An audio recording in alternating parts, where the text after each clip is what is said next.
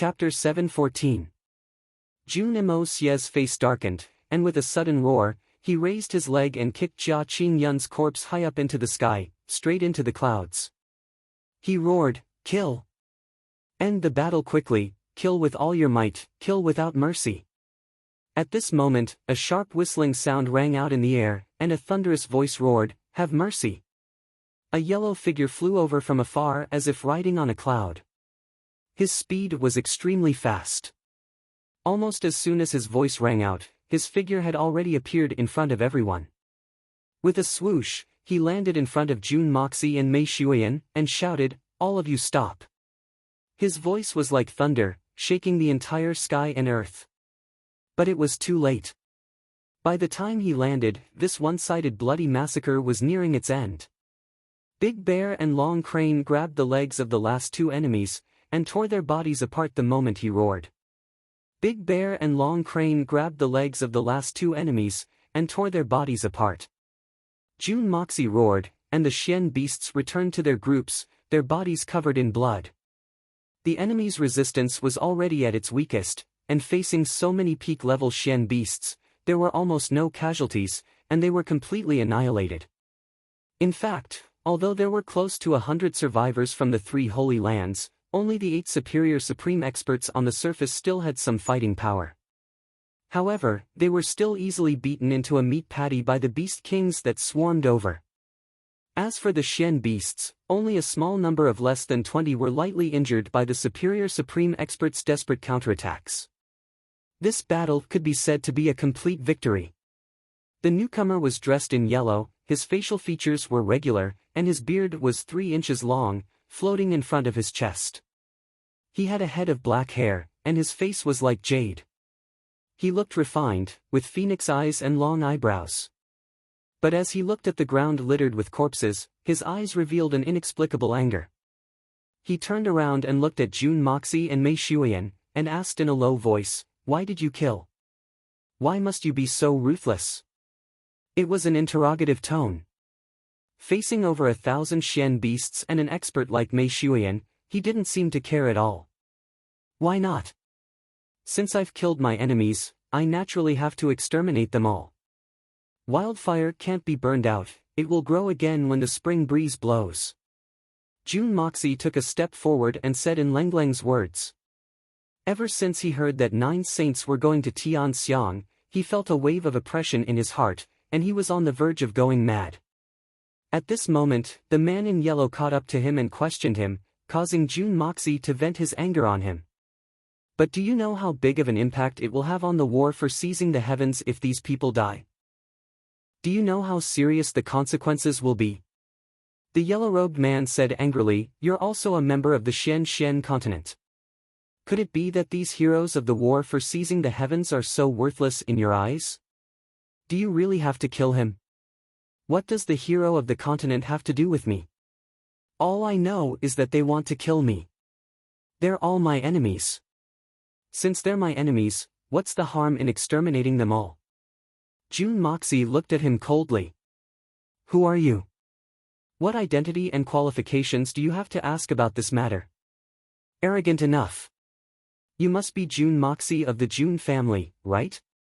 The man seemed to be suppressing his anger. "This seat is the Misty Mansion's emissary." "Emissary? Never heard of it." Jun Moxie shook his head. "If there's nothing else, please leave. This seat still has important matters to attend to, and it's not convenient for outsiders to be present." "Never heard of it? Then you're ignorant." The yellow-robed man snorted coldly. His self-restraint was originally very good, but he had traveled a long distance to come here with the intention of stopping this battle. Who would have thought that after exhausting himself to rush here, he would only see a ground full of corpses? An inexplicable anger surged up from his head in an instant. Hearing Jun Moxie's sarcastic words, he almost couldn't hold it in anymore. If not for that, with his self-restraint and identity, he would never speak like that. Taking in a deep breath and barely controlling his emotions, the yellow-robed man said, "Jun Mo Xia, you've taken your revenge, you've vented your hatred. I hope that this matter ends here."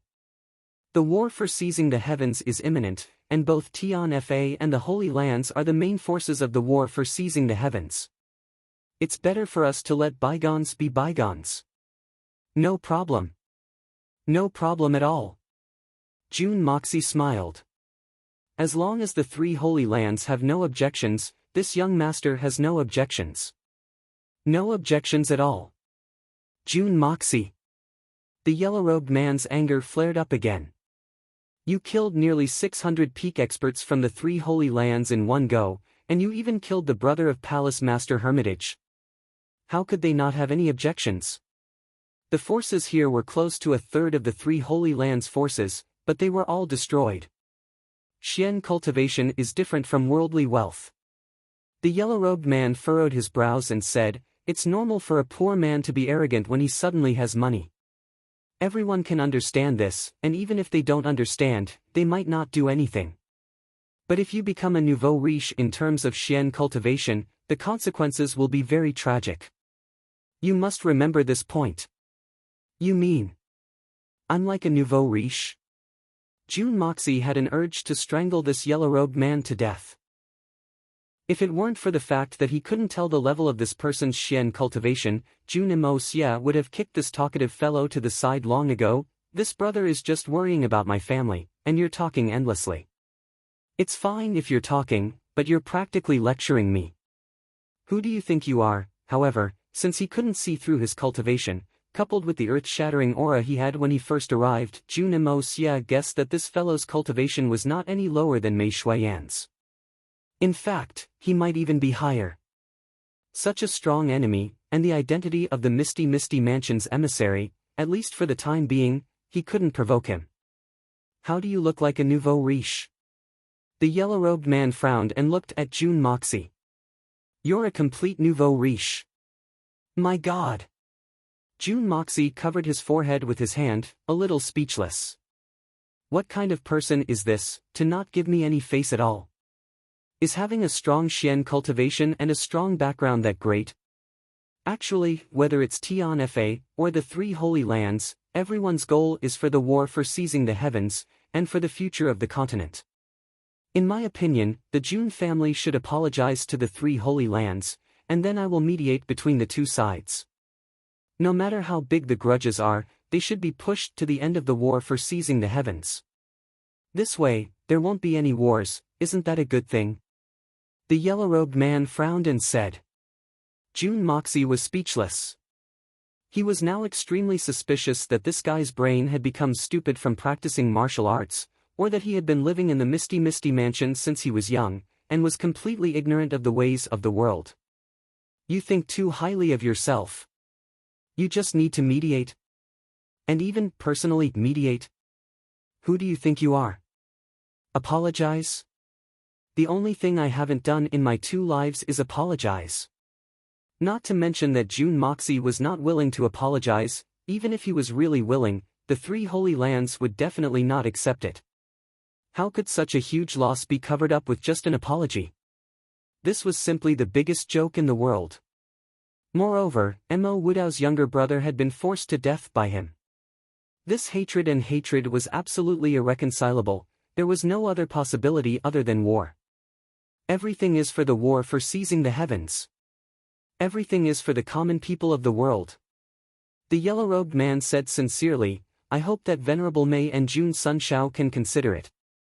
A thought of blessing, a thought of disaster, a thought of God or devil, a thought of choice. Ha ha ha. Sir Emissary, I only have one question for you. You're here to protect the strength of these 4 families, right? Jun Moxie suddenly Leng laughed. Yes. The strength of the people participating in today's battle is enough to affect the final outcome of the war for seizing the heavens. I had no choice but to come. The yellow-robed man said. Then, have you been to Tianxiang City? Or rather, have any of you been there? Jun Moxie's eyes were like knives as he stared at the yellow-robed man. I haven't been there. The yellow-robed man's calm face finally showed some awkwardness. With the identity of an emissary, there is no need to deceive me.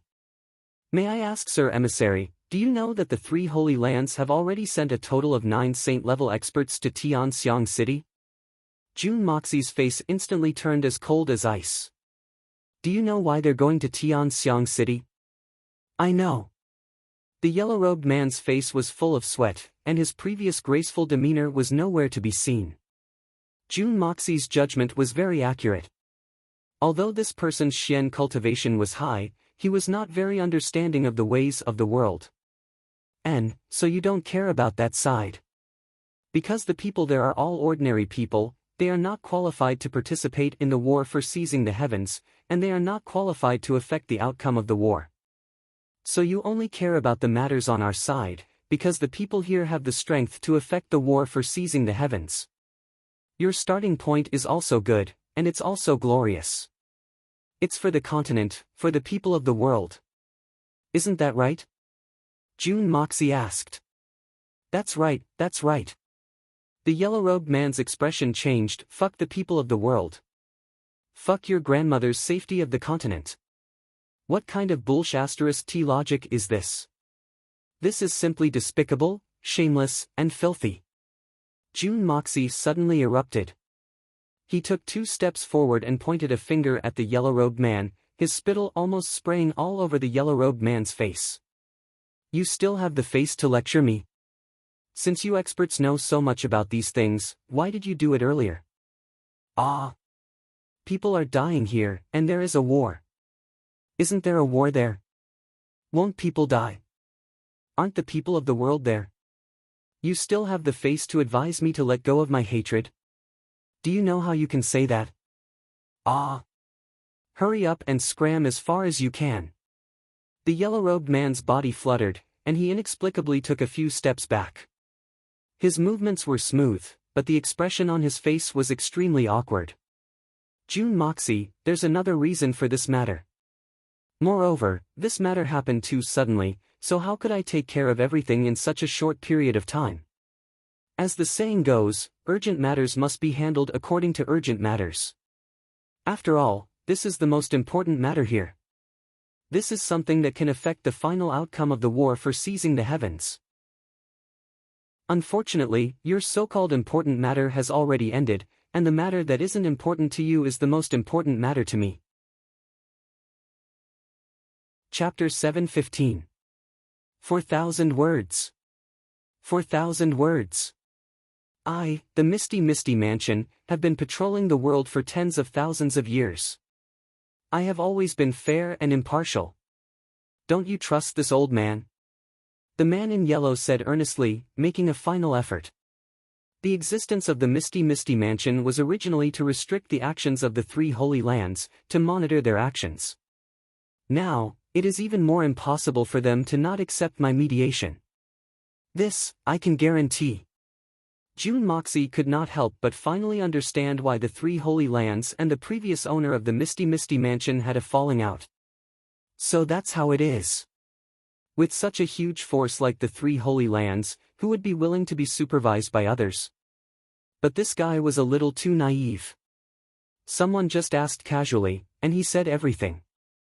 And he was honest, as if he didn't even know how to lie. It seemed like the Misty Mansion was an extremely monotonous world. There were no worldly struggles or intrigues. Even if there were, it was relatively few. Perhaps, only a pure place like this could produce such a person. Jun Moxie's heart was enlightened. If that's the case, then the Misty Mansion may not be as difficult to deal with as I had imagined. Always fair. Patrolling the world? Then, what happened to the Jun family 10 years ago, do you know about it? Jun Moxie looked at him mockingly. This kind of worldly trifling matter, it is not convenient for us to intervene. Jun Sunshao, if there is injustice in the world, we will intervene. Even if we want to, we are powerless. The man in yellow hesitated for a while before reluctantly answering. You have your reasons for saying this. I understand. Okay, then I will tell you now. What I am doing is the follow-up to this worldly trifling matter. Jun Moxie said. Everything is because of that matter 10 years ago. Since you did not intervene then, there is no need to intervene now. There is no reason for you to intervene. Please go and take care of your important matters. We will not send you off. Have a safe journey. The man in yellow stood rooted to the ground. Ever since he appeared in Jianghu, as long as he said that he wanted to save the world, he would be able to convince the other party. After all, even if everyone knew that it was impossible for them to become heroes of the continent, no one was willing to become a sinner in history. They would rather stand against the humans themselves. Coupled with his valiant strength and superb Xian Qi, everything had always been smooth sailing. No matter what he did, it was always smooth sailing. It could be said that he had never failed in any of his endeavors until he met Jun Emosia today. Only then did he realize that there was such a person in this world who wouldn't be moved by force or persuasion. But, this is for the war for seizing the heavens 2 years later. The war for seizing the heavens is related to the future of mankind. The man in yellow looked at Jun Moxie angrily. How can you be so oblivious to the bigger picture? Yes, actually I'm also doing this for the war for seizing the heavens. I would like to ask, you won't be participating in the war for seizing the heavens, right? Jun Moxie asked. The yellow-robed man was taken aback, and said unhappily, our Misty Mansion has never participated in the war for seizing the heavens. That's good, that's good. You see, I'm definitely going to participate in the war for seizing the heavens. But my current cultivation is very low, I'm afraid I'll die if I go. It's not a big deal if I die, who doesn't die? But I'm afraid it will affect the big picture of the war for seizing the heavens. If that happens, the continent will be in danger, and the people will be in danger. Jun Moxie sighed and suddenly said, Sir Envoy, for the sake of the safety of the continent, for the sake of the people of the world, I'm begging you, please use the great empowerment technique and give me all your cultivation. I will not let you down, I will definitely deal a heavy blow to the strange races. I will seek blessings for the world, and do my best for the people of the world. What do you think? Jun Emosie's face was full of virtue and prestige, and his entire body was holy and noble. Moreover, his attitude and words were sincere. The man in yellow almost fainted, he was completely dumbfounded by Jun Dashao's words. I do know about the great empowerment technique, but how can I do that? The man in yellow said in a daze, even if you want to participate in the war for seizing the heavens, and your stand is commendable, but if I give you all my cultivation, won't I disappear immediately? For the sake of the war for seizing the heavens, for the sake of the people of the world. What's the harm in sacrificing yourself just once? Jun Moxie said solemnly, and his words were even more sincere. Sir Envoy, you won't be participating in the war for seizing the heavens anyway. Then wouldn't your exquisite Xian cultivation be wasted, and you'll rot along with the grass and trees? Wouldn't that be even more meaningless? Why don't you just sacrifice yourself now? That way, you can increase my chances of winning the war for seizing the heavens. This way, I believe the continent will forever remember your heroic deeds, and the people of the world will forever worship your heroic spirit. You will be the eternal hero of the world. How about it? You won't reject me, right? No. No. The man in yellow shook his head violently. How can I do that? This is simply nonsense. We can use other methods for the war for seizing the heavens, but how can we use such a method that harms the interests of others? Especially when I've cultivated my entire life, how can it be easy? Absolutely not. No matter how flowery your words are, this matter is definitely not feasible. Really not feasible? Jun Moxie's expression turned serious, and he said bitterly, could it be that you're willing to become the sinner of history? Could it be that you have no sense of the big picture? Where's your conscience? Definitely not. The man in yellow wiped the sweat off his nose. I'm very sorry, I really can't help you with this. Then what are you here for? Jun Moxie sighed, and his tone changed as he asked indifferently. I'm here to persuade you and your families to temporarily stop fighting for the sake of the war for seizing the heavens, for the sake of the people of the world, for the big picture, this. The man in yellow suddenly became dumbfounded. He suddenly realized that all his reasons, all his righteousness, had already been said once by this young man. And he had just rejected this noble request. Although the other party's request was really difficult, wasn't it the same for him to request the other party's request? Putting himself in their shoes, if he couldn't agree to the other party's request, then what reason did he have to request the other party? He let out a long sigh and turned to Mei Shuyan. Venerable Mei, what do you think? My thoughts are her thoughts. Jun Moxie said unyieldingly. This old man did not ask you. The man in yellow sighed, and suddenly raised his arm slightly. A faint milky white mist slowly dissipated, but Jun Moxie suddenly found that he couldn't move. Jun Moxie couldn't help but be shocked. He was already a solid second-level venerable now, and there was actually someone who was able to restrain him in an instant without batting an eyelid. Just what level had this person's Xian cultivation reached? This kind of method was at least superior to Mei Shuyan's heaven and earth cage, and not just by a little. Mei Shuyan sighed lightly and bowed slightly. This venerable lord, Mo Xia, is right. What he said was equivalent to what I said. Mo Xia can make any decision on my behalf. No matter when, no matter what. I will always stand by his side. Even if it's related to the war for seizing the heavens, it will not be an exception. Venerable Lord. Mei Shuyan actually called this man in yellow Venerable Lord. The man in yellow laughed bitterly and said in a somewhat dejected manner, if that's the case, then this old man is the one asking for trouble. I'll take my leave now. After saying that, his body suddenly exploded into a dazzling light that filled the sky. The light disappeared in an instant, and the yellow figure also disappeared. Although Mei Shuyan didn't understand Jun Mo Xia's actions today, she still couldn't accept it. But, she still chose to support him without any hesitation. Especially in front of outsiders, she would definitely not lose face for Jun Moxie. He. Little Shuyan, so obedient, come, big brother will dote on you. Jun Moxie finally regained his freedom and immediately came over with a cheeky smile. In reality, the man in yellow's seal only had an effect on him for a very short period of time. The moment Jun Moxie activated the art of unlocking heaven's fortune, the seal was instantly lifted. But even so, young Master Jun's body still broke out in cold sweat. Because in that short period of time just now, if the other party had wanted to take his life, he could have killed him at least 10 times over. Therefore, Jun Mo Xia secretly decided to be vigilant at all times in the future. After all, there's always someone better than you. Hearing Mei Shuyan's words, he couldn't help but feel touched. Thinking about how rude his words were just now, and how he had already killed all the people, it seemed like everything was fine now. He shamelessly came over to comfort her. Mei Shuyan snorted coldly and said, weren't you acting like a hero just now? Didn't you say, women, scram to the side?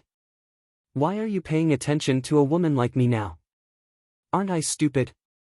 It's fine if I'm stupid, but don't make the smart Jun Dashao stupid too. Jun Moxie chuckled and went behind her. His hands nimbly massaged her shoulders as he smiled apologetically and said, actually, I didn't finish my sentence. What I said was, other than Shuyan, all other women scram to the side. But in my hurry, I actually missed a few words.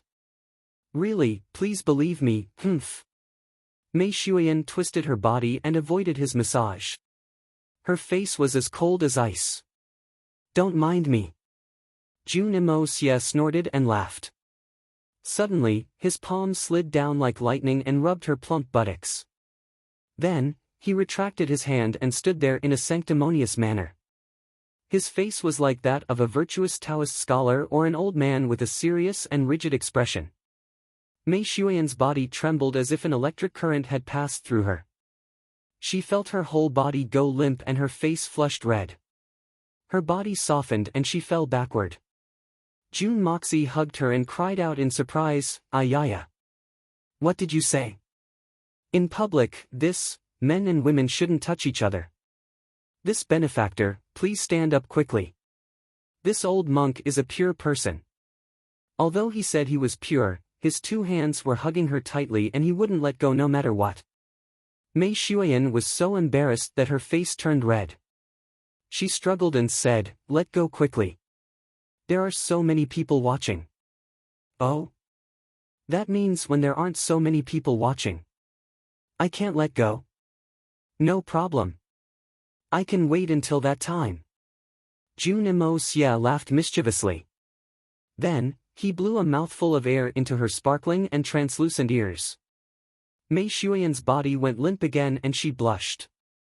Still not letting go. Still not letting go. Another hot breath was blown over. Jun Moxie snorted and said, "Do you still dare to be so fierce in the future? Little guy, I can't teach you a lesson. Let go first and then we'll talk." Mei Shuiyan struggled with all her might. Let go first. Jun Moxie was firm and he wouldn't let go no matter what. The hot breath from his palm seeped into Mei Shuiyan's clothes and seeped into her body. On the way to the Dongfang family, Jun Moxie had already figured out Mei Shuiyan's weakness. Now that he was applying the medicine according to the prescription, this venerable Mei was panting and weak. No. I don't dare. Mei Shuiyan was helpless. She blushed and whispered in his ear. Her voice was so soft that it was almost inaudible. Good girl. Jun Mo Xia gave a satisfied smile as he patted her buttocks, and then let go. With a whoosh, Mei Shuiyan scurried a few feet away before turning her head back, her face still flushed. When she turned around, she saw that all the Shen beasts were standing straight with their backs facing the two of them under the orders of the Beast Kings. They pretended that they didn't see anything, but their ears were standing straight. You really killed me. Mei Shuiyan covered her face and ran in the direction of the Jun family. Jun Moxie chuckled and was about to follow. Bear Mountain smiled and came up to him. Brother-in-law. Are you done? What? Done? Jun Mo Xia stared blankly for a moment. Then, he immediately understood. He couldn't help but rub his hands together. It seemed as if there was still a trace of pink and smooth lingering on them. Then, he said, it's done. So strong. Bear Mountain gave him a thumbs up. Brother-in-law, I really admire you. You are really a man. You even tamed our eldest sister. We prostrate ourselves before you. Really? That goes without saying. Men should be like this. What kind of man are you if you can't even control your own wife? Jun Moxie said proudly, Bear, let me tell you. You must be strict with your wife. If she doesn't listen, humph. Punching and kicking are a small matter. Most of the time, you have to use a stick to beat her until she begs for mercy. Yes, that's called manliness.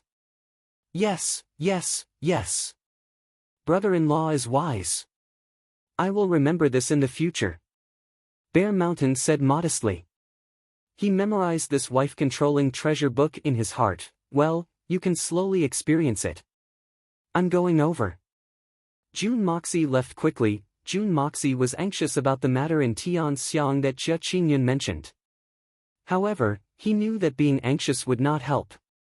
So much time had already passed. If it was really going to happen, it would be too late even if he returned immediately. If it didn't happen, it wouldn't happen. The only thing he could do now was to settle everything here and rush back as soon as possible. If they were to be thrown into confusion, then both sides would be delayed. That would be a loss that outweighed the gain. Therefore, no matter what happened in Tianxiang, he had to wait until everything was settled. Jun Moxie firmly believed that with his grandfather's wisdom, he would definitely be able to get through this. He was sure of this. Furthermore, he had left behind countless arrangements before he left. If there were any accidents, I will make the entire world accompany my grandfather in death. What is the war for seizing the heavens? It can't even be compared to a hair on my grandfather's head. I will naturally care about the people I care about. Chapter 7:16. When he arrived at the Jun family's encirclement, Jun Moxie saw that nearly 100 Shao family members had been tied up. Their faces were ashen and full of despair. Shao Xingyun's body was limp as he lay on one side. There were also a few corpses beside him, dripping with blood. Jun Wui, Dongfang Wen Xian, Guan Qinghan, and the others were standing on one side. Their faces were full of grief and indignation. What's the situation? Jun Moxie was startled as he quickly walked over. The Shao family members know that they're going to die. They refuse to confess who killed your father. Dongfang Wen Xian's eyes were red. She was on the verge of tears. They refused to confess to more than 100 people. How courageous! Jun Moxie raised his foot, and a long sword fell into his hand. Just as he was about to step forward, a thought flashed through his mind, and he recalled something.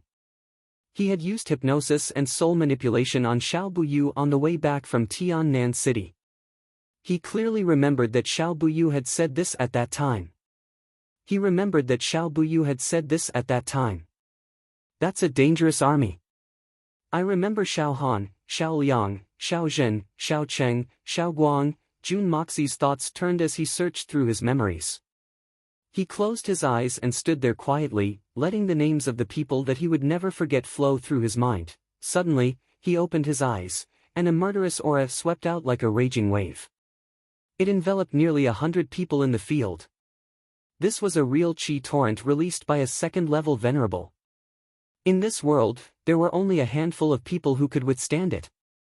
Even Xiao Xingyun, who had the highest cultivation in the Xiao family, was powerless against it even when he was at his peak. All of them had grown up in the snowy mountains. So, they were used to the cold. But at this moment, they were enveloped by Jun Moxie's aura. That murderous aura seemed to seep through their clothes, into their skin, into their muscles, into their bones, and into their hearts. Xiao Liang! Jun Moxie shouted. This shout caused everyone's hearts to tremble, and the Xiao clan members who heard it all felt their heads go dizzy. Yes. I'm not Xiao Liang. I'm really not Xiao Liang. A middle-aged man realized that something was wrong the moment he spoke and immediately changed his words. Yes, it's you. Men, bring this kid out for me. I want to have a chat with him. Jun Moxie said amiably. Dongfang Wenqing did it herself. She flew forward and kicked the guy out. Next, who's Xiao Zhen? Jun Moxie smiled at the group of people who were tied up like dumplings. However, the piercingly cold look in his eyes was enough to turn the spring breeze of the southern kingdom into a snow-capped mountain. Everyone fell to the ground in a daze, but no one said a word. Yeah, no one is talking. Very united. This is good. Jun Moxie held his sword and walked to the person closest to him.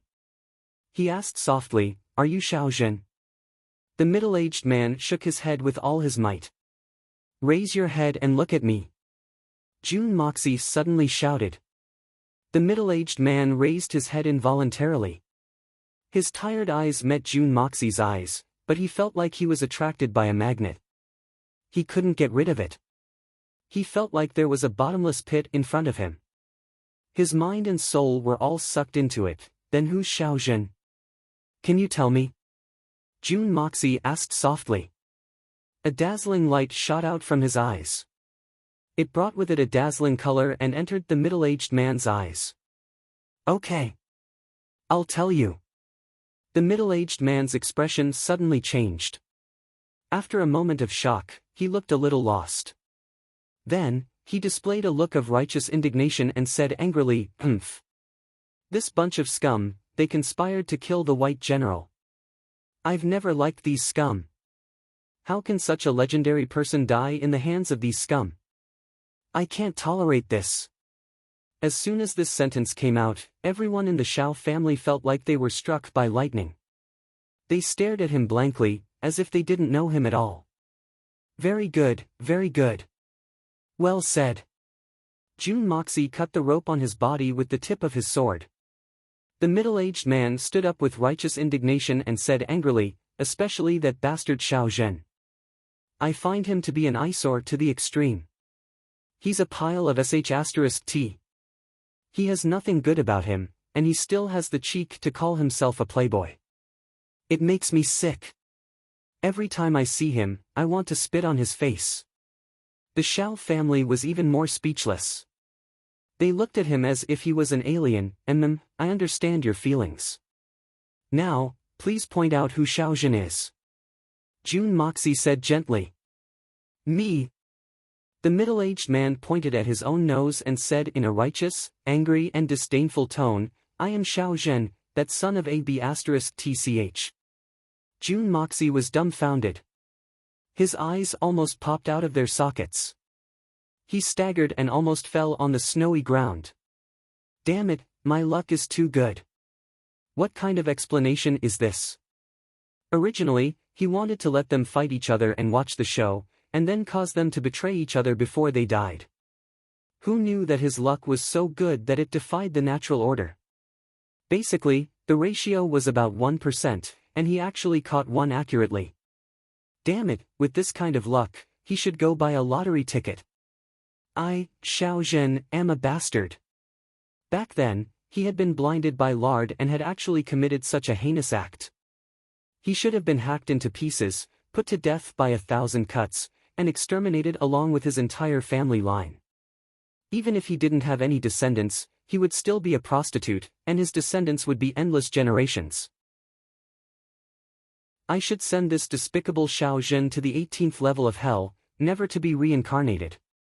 Even if I reincarnate, I should be reincarnated as a despicable, lewd pig. Xiaozhen followed Jun Moxie's instructions and cursed himself without stopping. Everyone's eyebrows twitched as they listened to him. They had never seen or even dared to think of such a thing before, and they had never heard of such a thing before, and they didn't even dare to think about it, but the target of his scolding was himself. This really made people speechless to the extreme. As the initiator of all this, Jun Moxie was speechless. He almost vomited blood. What the hell is this? Stop, stop, stop. Jun Dashao quickly stopped him. Since Mr. is so righteous, why don't you point out the rest of the people on the spot? They have committed such heinous crimes. If you point them out, you will be enforcing justice on behalf of the heavens. You will definitely be praised by your family and the world. This is a great deed that will last for thousands of years. Jun Moxie gritted his teeth and said. After Xiaozhen heard this, a trace of glory appeared on his face. It was as if he had really done something great for the country and the people and was now receiving praise from everyone. Complacently, he turned around and looked at his own clansmen. His face actually revealed a strange expression like that of a cat toying with a mouse. As Xiaozhen looked at them, many of the Xiao family members had a look of despair on their faces. Some of them even looked at the snowy ground enviously, envious of their comrades who had been crushed to death. At least they didn't have to watch helplessly as they suffered. The situation in front of them was too strange. What was going on? Could it be that Jun Moxie was like a demon? How could he play with human nature and force his own family to kill each other? Jun Moxie, you're so despicable. You used this kind of demonic technique to make Xiaozhen lose his mind. You made him lose his nature and kill each other. You're extremely vicious. Xiao Xingyun cursed loudly. His face had turned purple, and he had almost vomited blood. He had almost fainted from anger as he watched the younger generation of his family kill each other. After the 9th elder and the others returned to the Blizzard Silver City, Xiao Xingyun naturally knew that his second brother had been made to strip dance by Jun Moxie. He had always been fearful of Jun Moxie. So, when he saw Jun Moxie using the same trick again, he couldn't help but feel terrified and angry. Xiao Xingyun, if you don't shut your mouth, I'll make you do a strip dance for everyone to enjoy. Jun Moxie didn't even turn his head as he spoke in a ruthless manner. Xiao Xingyun's face was filled with grief and indignation. However, he still bit his lip and lowered his head in humiliation after he heard these words. He didn't dare to take this risk because he knew that Jun Moxie would do it. He wasn't afraid of death. But, Xiao Xingyun was extremely afraid of dying in such a humiliating manner. On the other side, Xiaozhen had already begun his testimony. Xiao Cheng. Do you think that I don't recognize you just because you lowered your head? I'll recognize you even if you turn into ashes. Xiao Zhen pointed his finger at a skinny middle-aged man as he spoke in a cold voice. That man trembled as he raised his head. He gritted his teeth and cursed, "Xiao Zhen, you've forgotten your ancestors. You've betrayed your people. You've buried your conscience. You've betrayed your family. You'll die a horrible death." Dongfang Wenjian hadn't even finished speaking when he was pulled out. "Humph. Xiao Zhen, that bastard has nothing to do with me. I'm a good person who places righteousness before family." Xiao Zhen proudly defended himself. Then, he pointed with his right hand, "That's Xiao Guang. Why are you hiding? Where are you going to hide? That's Xiao Zhong. The one with the broken leg is Xiao Dong." As Xiao Zhen pointed them out one by one, he had actually pointed out 7 people. Including himself and Xiao Liang who had been pulled out by Jun Moxie, there were a total of 9 people. They were lined up in front of the queue. There are 3 more people. But those 3 bastards had bad luck. Just now, they were crushed to death by rocks under the landslide and were taken away by God. The leader of that conspiracy was Xiao Han. Because of the accident, he was crippled and kept in a secret room. He wasn't on this trip. Xiao Zhen turned around with an expression as if he had done a great deed. The rest of the Xiao family members were muttering in their hearts, "What do you mean by bad luck? It's obviously because they were too lucky. It was a clean death. Those who had been pointed out were probably going to suffer for the rest of their lives, just the few of you. Is there anyone left out?" Jun Moxie frowned. "The monthly rankings are not impressive, brothers. Hehe, it seems like our failure at the end of the month has become our habit. In September, there was an explosion every other day. We updated 300,000 words a month until a few days before the end of the month, we were instantly surpassed. In October, it could be considered a break. But we still updated 240,000 words. There were also 7 or 8 explosions. We still fell behind at the end of the month. In November, we had an explosion for a whole month. But we were still surpassed on the last day. In December, we worked hard for another month. Up until now, we've already had an explosion for 10 times. During this period, we even had to deal with those disgusting reports. Now that it's the end of the month, are we going to repeat the mistakes of those months? I can't accept this." Chapter 717. The 2 uncles who led the operation, Xiao Zua and Xiao Yu, are these 2. But they didn't make a move. The 10 of us were enough. They accompanied us just in case. Everything went smoothly, so we didn't need them. Xiao Zhen casually pointed and the 2 old men, who had already let out a sigh of relief, turned pale again and started to tremble. "Very good. I also want to know the specifics of what happened that year, especially, how my father died." Who killed him?" Jun Moxie said word by word as he looked at the group of people in front of him. His heart was suddenly filled with grief and indignation. Ever since he had integrated into this world and into this family, he had completely accepted that he was Jun Moxie. Every time he thought of the names Jun Wu Hui, Jun Wu Meng, Jun Mo Yu, and Jun Mo Cho, his heart would ache. It was an indescribable pain. Yes, it was painful. A legendary general, a hero who had died tragically in the hands of thieves. He had been wronged for 10 years, and now he had gotten his revenge. He had protected millions of people in Tianxiang. But when he was killed, the people of Tianxiang were either sad or angry. But only a few of them stood up to avenge him. When he was gone, his family declined day by day. They became the target of their political enemies. When everyone hit them when they were down, not many people spoke a word of justice. When the in-laws went all out to take revenge, the whole of Jianghu watched with folded arms. Everyone was waiting to see if good would be rewarded, and evil would be repaid with evil. Everyone knew that the Jun family had been wronged, but they still chose to watch. But when the Dongfang family was gradually exhausted and forced to make a vow to leave Jianghu, no one stood up. Where was the word righteousness that had been passed down in Jianghu? Jun Moxie suddenly felt very sad. Tian Xiang had been living and working in peace and contentment under Jun Wu Hui's protection when he had been around. So, no one had thought anything of it.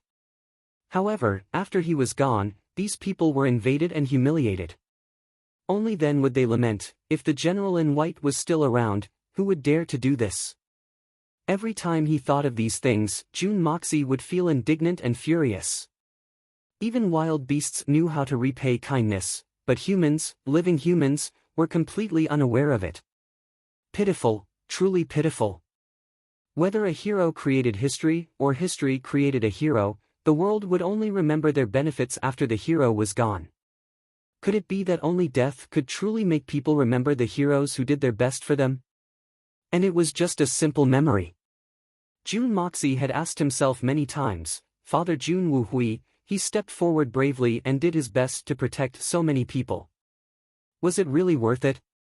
What right do those who don't know how to be grateful have to accept protection?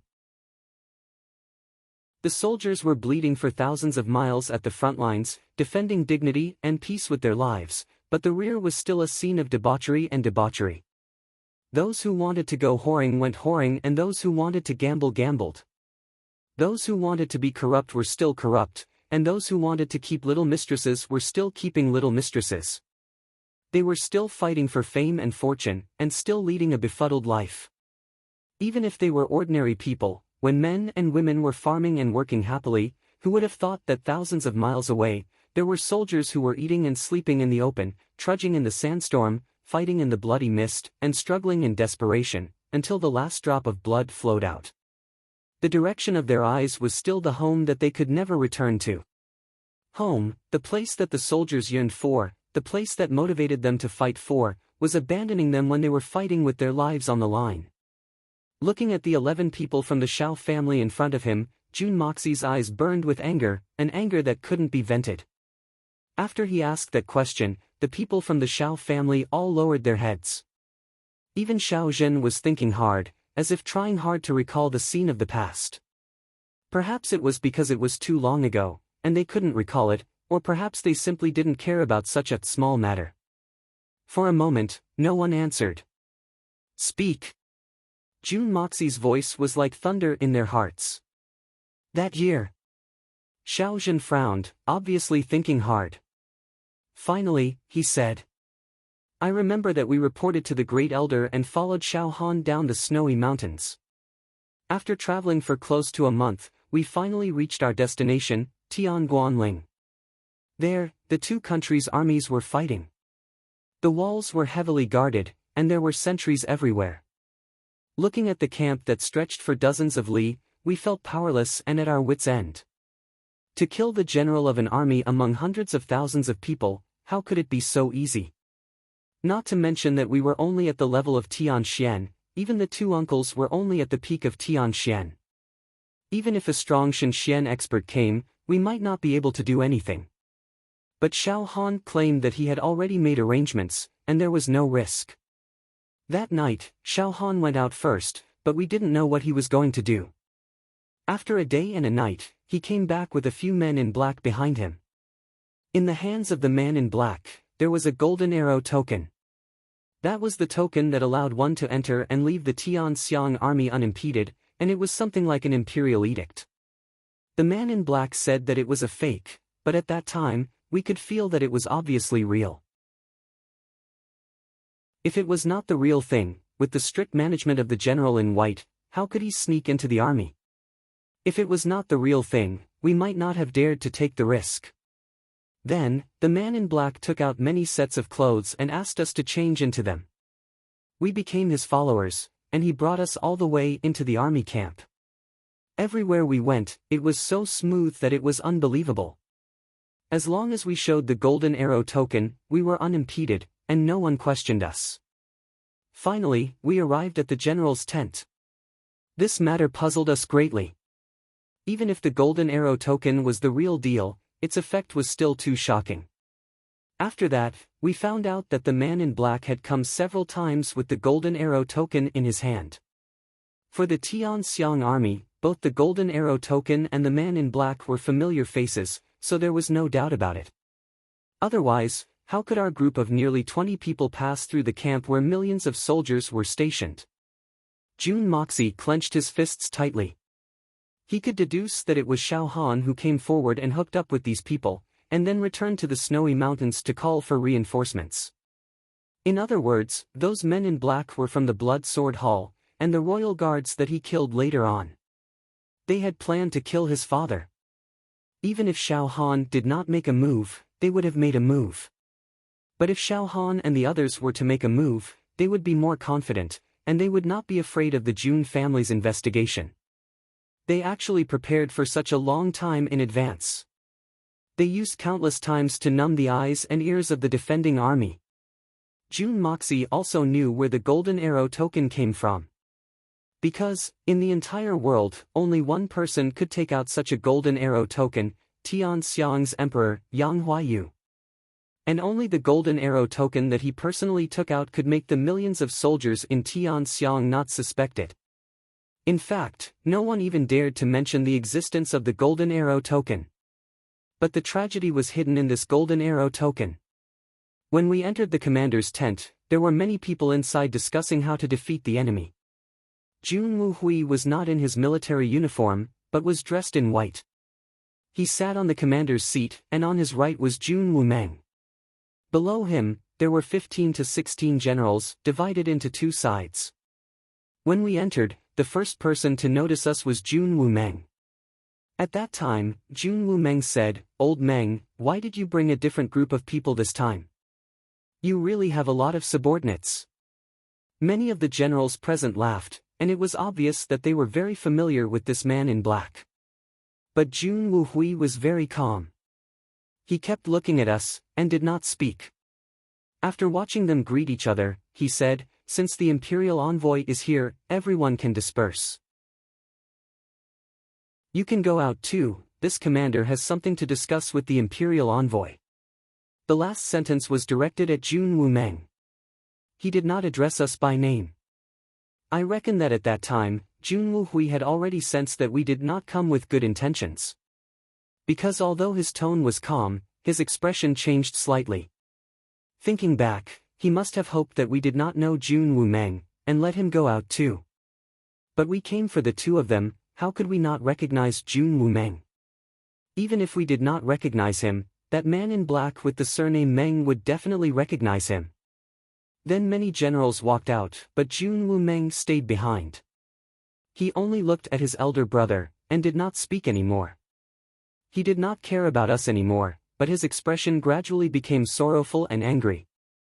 After everyone had left, Jun Wumeng then turned around and looked at us, saying, "You are from the Shao family?"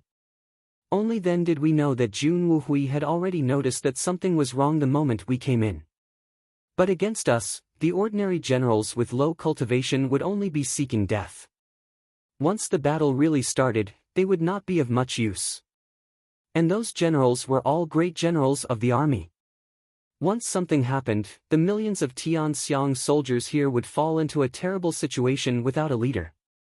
So he chased them out. In addition, we had already entered the commander's tent and locked all the positions. Even if he wanted to fight like a cornered beast, it would be useless. And we had the golden arrow in our hands. Once he incited the army to fight, it would be considered a rebellion. Anyway, no matter what, under the siege of so many experts, he already had no way out. Why should he implicate so many soldiers and cause them to be killed? So he could only do this, to protect the lives of his subordinates first. Only Jun Wumeng could see it from Jun Wuhui's face. Perhaps Jun Wuhui's words did not mention his name, but it made him feel that something was wrong, so he refused to leave even if he died. As Xiaozhen said this, he heard the cracking of his knuckles. It was Jun Wui clenching his fists tightly, tears welling up in his eyes. Dongfang Wen Xian's body swayed a little, but she still stood stubbornly. She bit her lips so hard that a circle of blood appeared. Chapter 718. Third chapter. 4,000 words. It was obvious that he could not win. The other party was already in his tent, there was nowhere to run. If he had panicked then, none of his brothers in the tent would have been able to escape. If it had been him, the first option would have been to hint to his men to attack from the outside, and perish together with the enemy. But in that case, he would have died first. The second option would have been to escape even if he knew it was impossible. But the difference in cultivation between the two parties was too great, and it would have been useless. In the end, he would still have died. If it had been him, he would have fought to the death. Even though he knew there was no way out, he would have fought. That was his character. Jun Woo Hui's character was obviously different from his.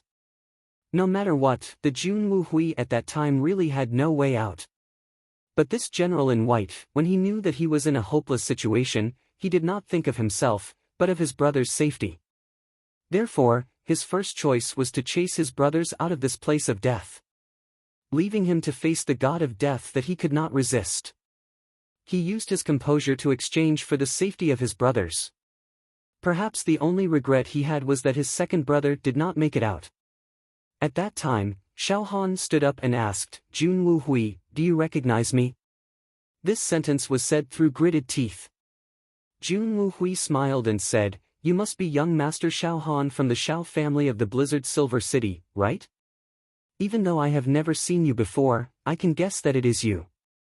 Then he stood up with his hands behind his back, and he was still smiling as he said, "You are here to kill me, right? Do you think that by killing me, you can make my third brother suffer for the rest of his life? Xiao Han, that is what you think, right?" Xiao Zhen's tone had a tinge of admiration. At that time, Xiao Han said, "You are an outstanding person. If I had a choice, I would not want to kill you. But who asked you to be Jun Woo Yi's most respected brother?" In this world, there were two people who could cause Jun Woo Yi to completely break down and live a life worse than death. One is Han Yanyao. Han Yanyao is destined not to be killed by me. The other is you. I happen to have the ability to kill you. How can I not kill you? Therefore, I hope that Commander Jun will not blame me. If you want to blame someone, you can only blame your good third brother. At that time, Jun Woo Hui said, "Why should I blame third brother? He was a man of emotions. What wrong had he done? The one in the wrong is you. Even if you kill all of us, my third brother will not collapse. That's my third brother. He's a man of steel, a real man. No matter what he faced, he would face it bravely and would never collapse. I watched him grow up. What I admire the most about my third brother is his indomitable character." "Xiao Han, I'm afraid you've miscalculated. Big brother." Jun Woo Yi could not hold it in any longer. His voice was hoarse as tears rolled down his cheeks. At that time, Xiao Han said, "Whether you collapse or not, as long as you die, I will know. It's a pity that you will not be able to see it." Jun Woo Hui smiled and said, "If that's the case, why don't you wait and see?" Then, he sighed and said, "There are so many experts here. It seems that all of you want to kill me no matter what." At this time, all of us had exerted our full strength. At that time, the two uncles were already at the peak of the Sky Xian realm, and 7 or 8 of us 12 brothers were at the early stage of the Sky Xian realm. The rest were all at the peak of the Earth Xian level.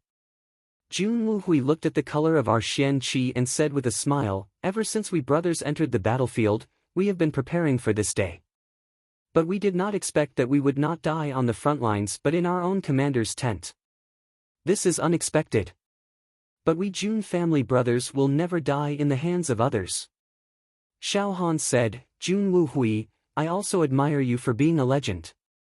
I can make an exception and give you some time to write a will for your family. Our Xiao family will not care about the revenge of a mere secular family." When Jun Woo Hui heard this, he suddenly laughed and said, "The Silver Blizzard City naturally doesn't care about our Jun family, but you gave me the opportunity to leave a will. Aren't you using it to attack my third brother and my family? But do you know that I, Jun Woo Hui, have always admired and protected my third brother? As long as I, Jun Woo Hui, am alive, I will not allow anyone to use my name to attack my third brother. Even in death, I will not allow anyone to make use of him. Thank you for making an exception, but I do not need it. Xiao Han laughed coldly and said, do you still think that you are the white general who commands millions of troops? Not only will you die, even your favorite third brother, I will make him beg for death. Jun Wuhui said calmly, that's your business. But the men of the Jun family will never yield. Jun Wuhui said calmly, if you have a bird, you must be a man. Indomitable spirit, fuck them. In the past, I always felt that it was vulgar and refused to say it lightly. But today, I am determined to say it loudly, fuck them. After he said this, he actually smiled faintly, and his smile was actually very carefree. After Jun Wuhui said this, he turned to look at his second brother, Jun Wumeng, and smiled. Wumeng, we are really leaving this time. We brothers have been fighting all our lives, and we don't get to see each other for more than a few days in a year. I never thought that we would still have to go on this journey together. Jun Wumeng laughed and said, Big brother, when we reach the netherworld, I will still be the vanguard for you. Everything in front of me is nothing more than this. Just like what our ancestors said, fuck it. Father has third brother and sister-in-law to take care of him, I am very relieved. I will go first. After that, Jun Wumeng sat on the chair, pulled out his sword, and committed suicide. Even in death, his face did not change. Jun Wuhui laughed and said to us, wait a moment, it won't be long. I have to tidy up my brother's appearance. This guy is always so impatient. He can command thousands of troops, but he can't tidy up himself. It really gives me a headache. Then, he carefully tidied up the clothes of Jun Wumeng's body, tied up the belt of his robe, and made him sit up straight. Then, he wiped his face. He did these actions very quickly, as if he had done it countless times. Then he turned around and stood in front of the commander's seat. He smiled and said, second brother has already gone to be my vanguard. As the big brother, I should go too. It is not a good thing for the vanguard to go deep into the enemy's territory alone. As he said this, he made 4 strange gestures, and his expression became very strange. Then he pulled out his sword and stabbed it into his heart. He died immediately. When Xiaozhen said this, the surroundings were completely silent. Only the sound of sobbing could be heard. What strange gestures did he make? Dongfang Wen Xian asked anxiously. Her face was full of tears, but her eyes were burning with passion, and she did not hide her strong hope. Xiaozhen looked at her strangely and imitated Jun Wuhui's movements before he died. He said, just like this, Jun Wuhui clenched his left hand into a fist, and gently hammered his heart 3 times. Then he stopped there, and the sword in his right hand went straight through his left hand, right into his heart, and nailed his left hand to his chest. But when he died, his expression was very gentle. Wu Hui. Dongfang Wen Xian's body swayed, and she groaned in pain. Suddenly, she screamed, in the end, you were still thinking of the 4 of us. She trembled in grief, and suddenly, her body twitched and she fainted. Guan Qinghan, who was already prepared, held her in her arms. Everyone was stunned for a moment and then understood. So that's how it was. Even at the last moment, Jun Wuhui did not mention a word about his wife and son. It was probably because he was afraid that Xiao Han and the others would become violent. Instead, he reminded them to deal with his family, to cut the weeds and eliminate the roots. But his last 4 movements were the thoughts of this general in white's life. He clenched his left hand into a fist, and gently hammered his heart 3 times. It was, Wen Xian Mou Mo Cho. Whether it was Wen Xian Mo Cho, or Mo Cho, they were all in his heart. So, he only gently hammered his heart 3 times, and it represented 3 people. Wen Xian Mou Mo Cho. He still hoped that his wife and son would not have to worry. As for the last straight sword, it was, Mo Xia. The sword pierced straight through his heart, and nailed his clenched left hand into his chest. This was the general in white's greatest wish before he died, to nail his love and affection for his wife and 3 sons into his heart and take them away. Although he didn't say a single word, this unparalleled hero had left the last moments of his life to his wife and son without a word. Everyone stopped talking. Their cold, awe-inspiring eyes stared at all the members of the Shao clan with hatred. These were the main culprits. They are the ones who single-handedly caused this huge tragedy. They deserve to die 10,000 times over. Jun Wu-yi felt his heart wrench. Third Master only felt as if his heart was about to explode. He opened his mouth and took in deep breaths, but he felt that it was of no help at all. His heart was filled with grief and indignation, as if it had already filled his chest, and could not contain anything else. The tears in his eyes could no longer be stopped, and they flowed down in streams. His entire body trembled. A man does not easily shed tears, only because he has not been deeply hurt. In the midst of his tears, Jun Wu-yi seemed to feel that his big brother was standing in front of him. His strong and determined voice was still echoing, "Why should I blame third brother?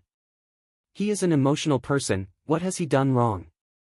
The one who is really at fault is you. Even if you kill us all, my third brother will not break down. That is my third brother, a good man with iron bones, a real man. No matter what he faces, he will face it bravely, and will never break down. I watched him grow up, and what I admire the most about my third brother is his indomitable character.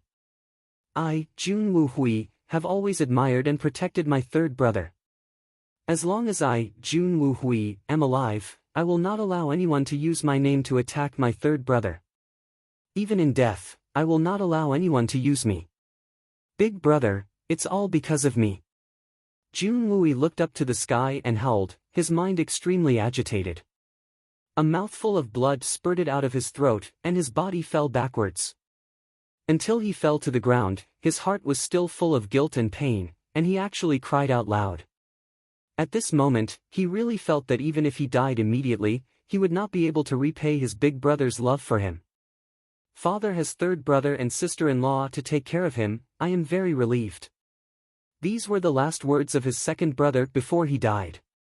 Jun Wu-yi used all his strength to hit the snowy ground, his throat was already choked, and he could not say a word. In the haze, it seemed that his big brother, Jun Wu-hui, and second brother, Jun Wu-meng, were both dressed in familiar military robes, standing in front of him, looking at him with concern. Jun Wu-yi's heart was filled with sorrow, and he stretched out both his hands towards the void, shouting madly, "Big brother, second brother, take me there, take me there. Third brother, I have sinned, I deserve to die 1,000 times, I am the cause of all this, I am the main culprit, let me die. Let me die. Heavens, are you blind or something? Why don't you bring me, the main culprit? I beg you, heavens. Open your eyes, let me die, I only beg that you can bring my big brother and second brother back to life." Jun Wu-yi roared, and a mouthful of blood splattered all over the ground. The biting cold wind whistled past, and everyone felt cold all over their bodies. The sky was already covered with dark clouds, and heavy snow was falling. Heaven and earth were covered in a vast expanse. Dongfang Wenqing sighed, and struck the back of Jun Wu-yi's neck, knocking him out. She waved for someone to come and take care of him.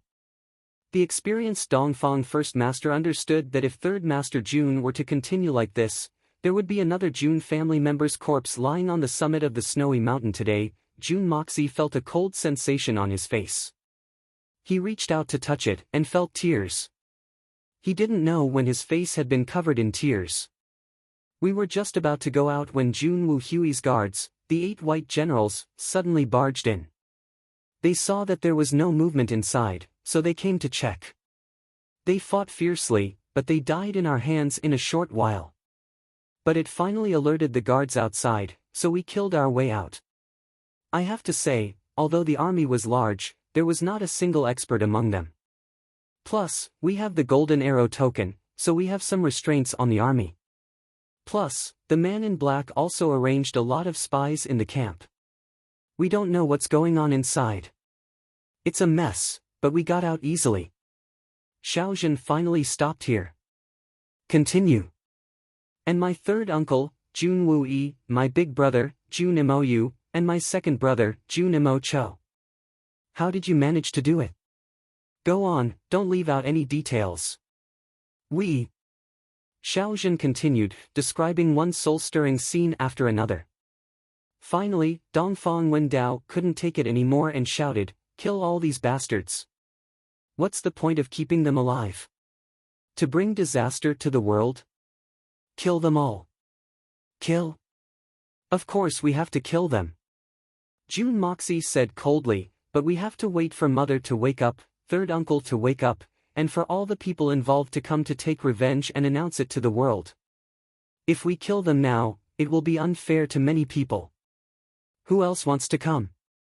Dongfang Wendao asked in surprise. Before he finished, he already understood. From the direction of Blizzard's Silver City, a group of people in white was slowly approaching. In the snow and fog, they walked very slowly, as if their feet weighed 1,000 pounds. The leader of the group was thin and looked very delicate. It was Han Yanyao. Behind her was an old man with white hair, a middle-aged scholar, and a burly man. Behind them were Han Zhanmeng and his wife, and the Han family of Blizzard's Silver City.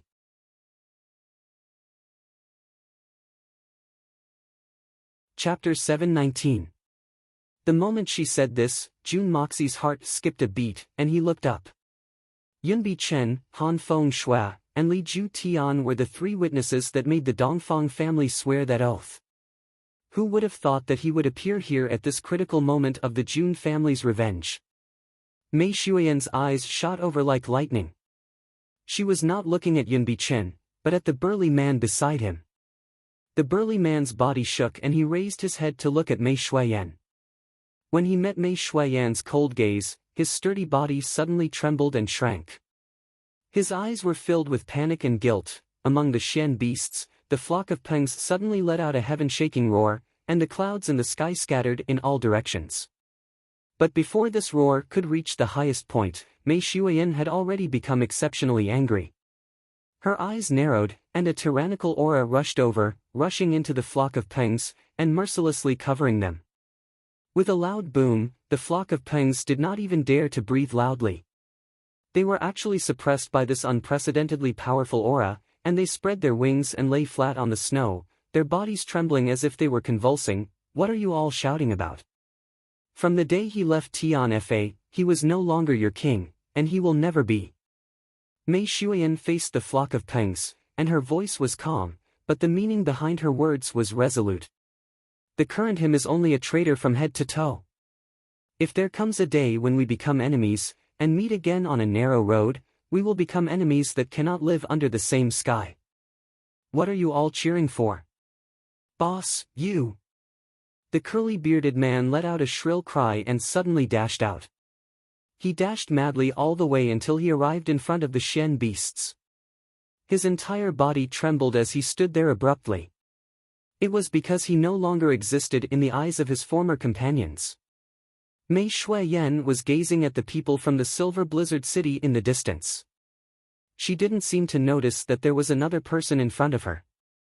Long Crane had a complicated expression on his face. He lowered his head.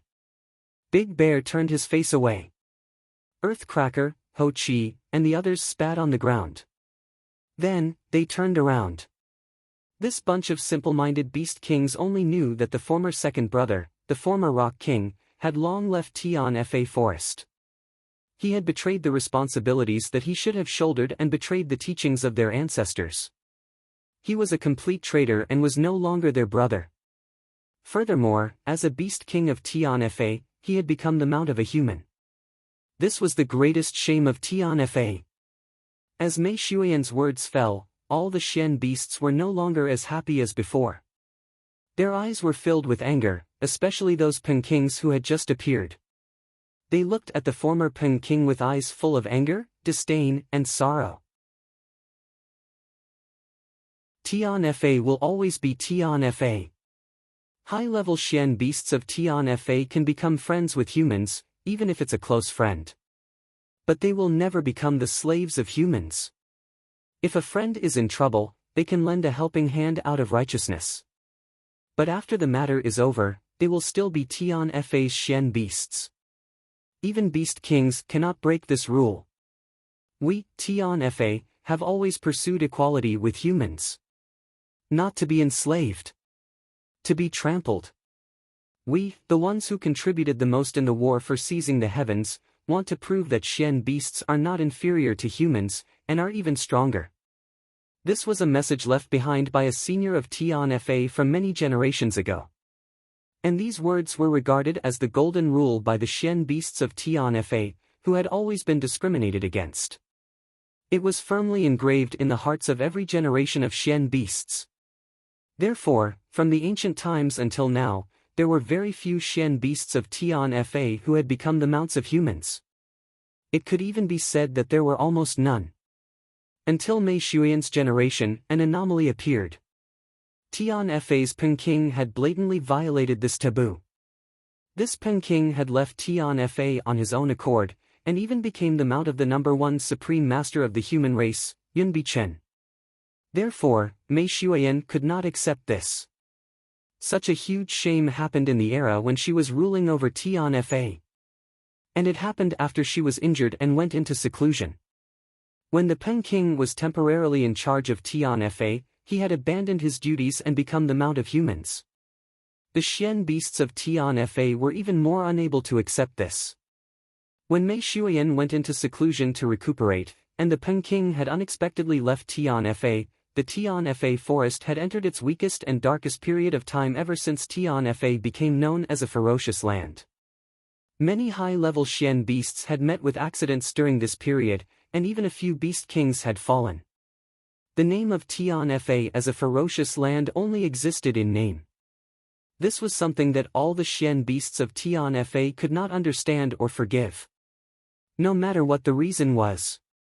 The Peng King's body trembled as he stood in front of this iron-walled group of Shen beasts. Facing these companions who had once gone through thick and thin with him, he could clearly feel a great sense of alienation, an indescribable rejection. Those brothers who were once close to him, who he had been with day and night, were now staring at him like the sharpest knife. Those 9th-level peak flying Shen beasts that had yet to take human form even had their fur standing on end as they stared at him with hostility. He was very clear that this was a posture of preparing for battle. Looking at this scene, he was even more clear that he would never be able to return to this group of people in this life. They would never be able to return. The Peng King's face was ashen as he staggered back step by step. His burly body was like a withered leaf in the wind at this moment, helpless and withered. The people from Blizzard Silver City finally arrived. The person in the lead was Han Yanyao, who was holding 4 memorial tablets in her arms. Ever since she left the Sword Peak, she had spent the night making these 4 memorial tablets and worshipping them. No matter whether the Jun family won or lost today's battle, she would come out with these 4 memorial tablets. If the Jun family was unfortunately defeated, she would carry these memorial tablets and go to the netherworld with Junwui. If the heavens had eyes and the Jun family won in the end, these memorial tablets would need to be sacrificed with the blood of the Shao family. Sacrificed to the unyielding souls of the heroes. There were 2 paths of victory and defeat, but she had turned these 2 paths into one. Father! Mother! Han Yan Meng cried out in pleasant surprise. Then, she spread her legs and rushed over. She rushed all the way into Xue Shuangqing's arms. The city lord's wife, Xue Shuangqing, hugged her little daughter tightly and cried tears of joy. Good girl, my little Meng. Mother's little sweetheart, I finally get to see you again. Xue Shuangqing picked up her daughter and carefully looked at her daughter's delicate little face. She wanted to see if her daughter had become darker, thinner, or if she had been wronged during this period of wandering outside. In these few months, Xue Shuangqing had tried to break her heart countless times for this missing daughter. Now that her daughter had finally returned safely, she naturally wanted to take a good look at her and be intimate with her. Contrary to her expectations, her youngest daughter didn't lose any weight nor did she tan. Instead, she became more voluptuous. A healthy blush appeared on her snow-white face, and there was a hint of shyness in her eyes that wasn't there before. Shyness? Xue Shuangqing was stunned. At this moment, Han Yan Meng moved closer to her mother's ear and whispered, "Mother. Look, that kid is Jun Moxie. Hee, I've been living in his house for the past few months. That guy is really despicable. He's obviously the nephew of third brother Jun, so he should call me little aunt. But he tricked me into making a bet with him, and even said that I'm his concubine. He's so annoying." Xue Shuangqing looked at her daughter's long-winded speech. Although her words sounded dissatisfied, her eyes were filled with joy and some embarrassment. The satisfaction that overflowed from her heart could not be concealed at all. Her heart could not help but sink, and she sighed powerlessly. Is the Jun family really a bottomless pit? Do I have to drag both my daughters into it? And this kid is Jun Wui's nephew. That's a difference in seniority. On the other side, Dongfang Wen Xian and Jun Wui had already been rescued by Jun Moxie, but they couldn't stop their tears.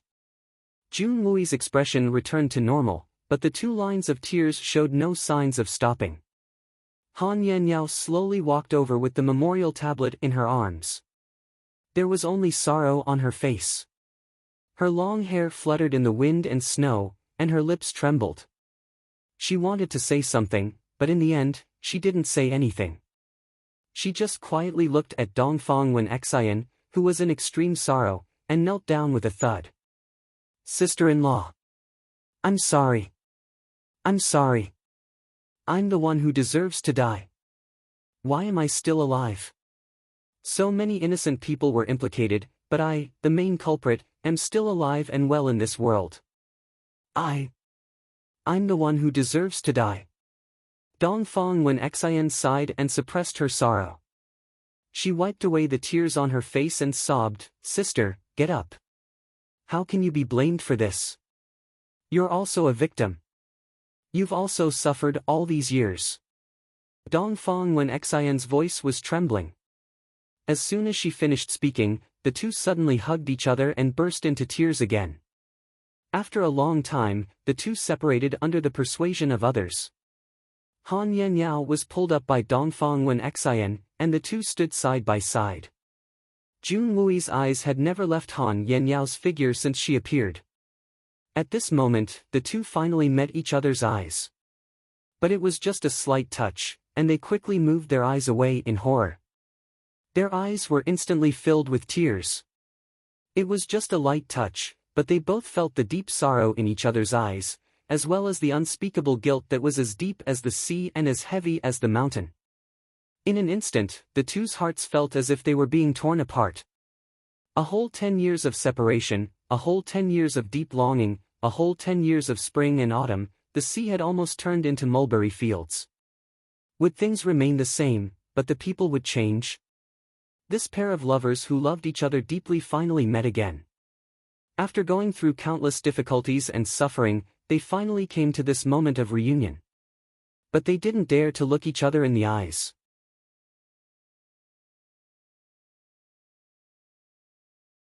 Chapter 720.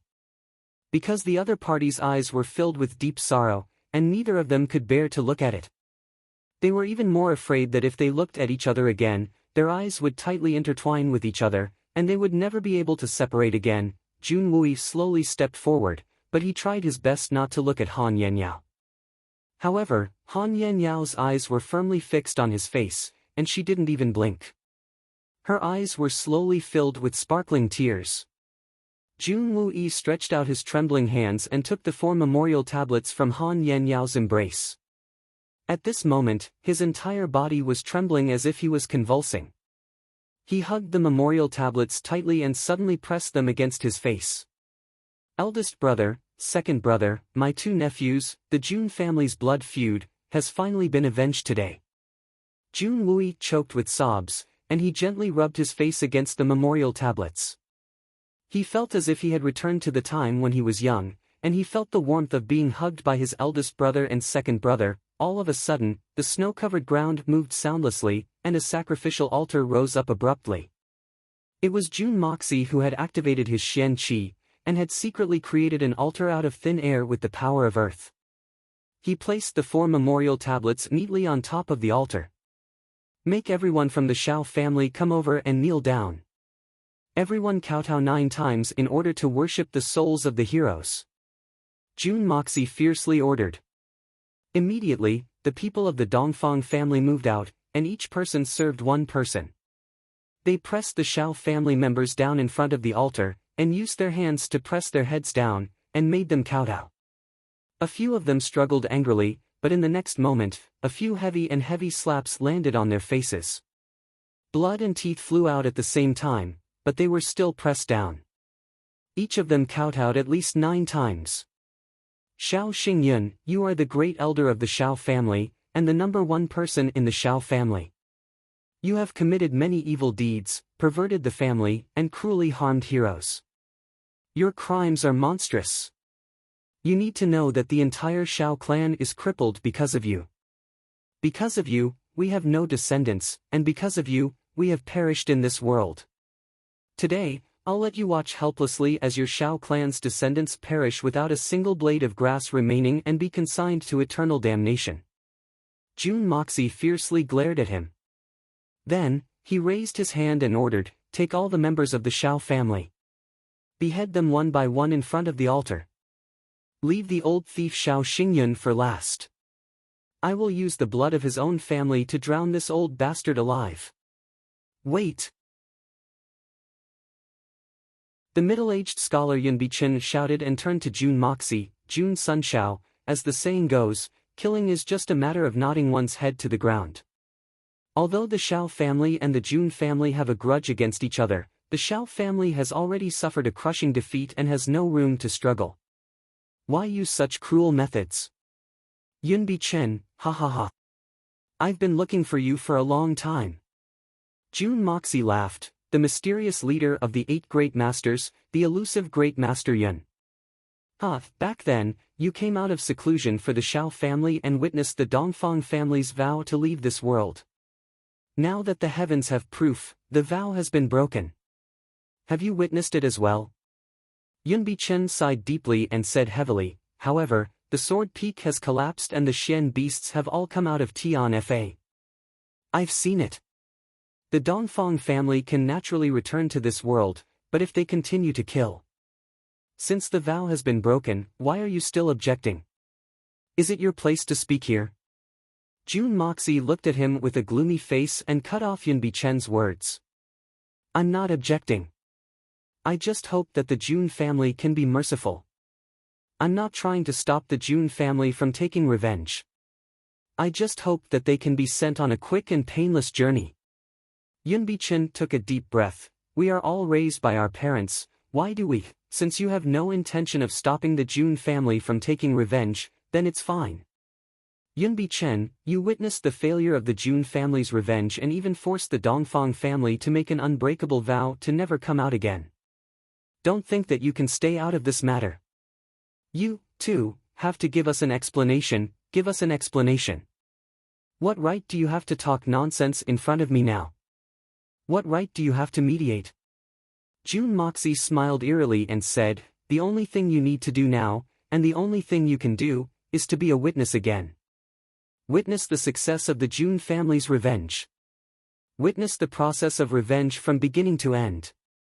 He paused and said in a low voice, you have been a good person your whole life, but you will always be bullied and humiliated by others.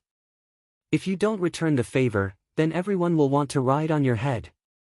Only by using the cruelest methods to intimidate others will you be remembered forever. I want to tell the world that this person cannot be provoked. If you provoke him, even if you die, you will have to pay a greater price. Jun Moxie laughed. No wonder there are so many people in this world who are willing to be ruffians, willing to be bad guys. It is because of this great advantage that no one dares to provoke you. Yun Bichen, don't you think this makes sense? Yun Bichen's long eyebrows twitched. He thought for a long time and finally sighed. In this world, if a good person does something wrong, then everyone will criticize him. Even people who are completely unrelated to him will step on him. Why? This was because everyone knew that this person was a good person.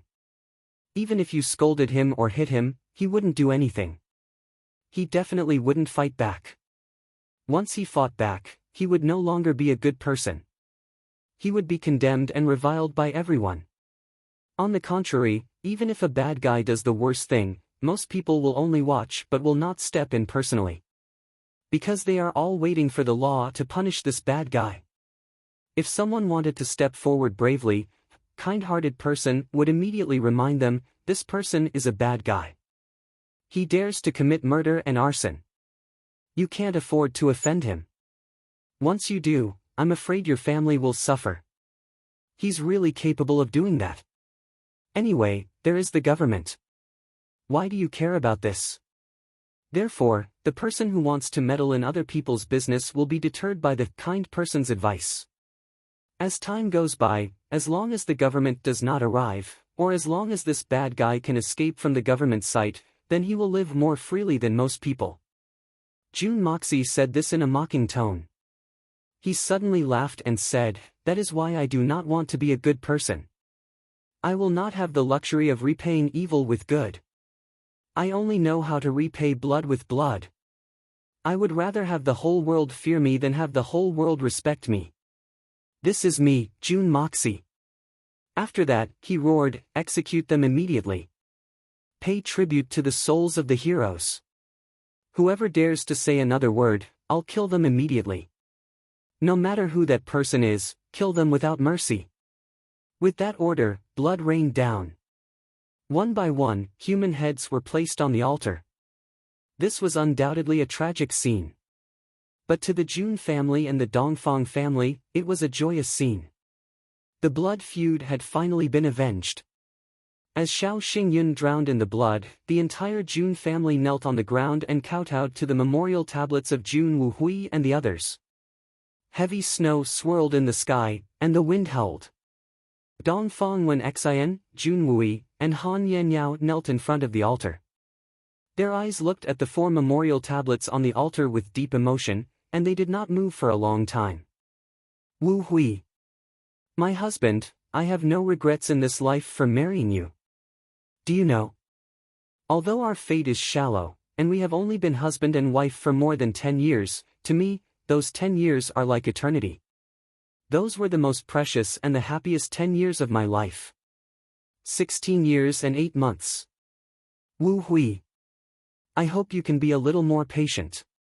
Wait for me to make arrangements for Mo Xia, and see him start a family, then I will go and find you. In the next life, we will be husband and wife again. I hope that we will grow old hand in hand. Dongfang Wen Xian looked at Jun Wu Hui's memorial tablet in a daze. She said in her heart, that day, Mo Xia asked me to calm down and advised me that he might be able to bring you back to life. I pretended to believe him, but I also knew that it was impossible. A dead person is like an extinguished lamp, how could they be brought back to life? Even if Mo Xia really has the ability to bring you back to life, but you have so many brothers who are going with you. How can you leave them behind? I'm afraid that even if you really came back to life, you would not be able to accept it. But as an incompetent mother, I had to make Mo Xia believe it. I really believed it.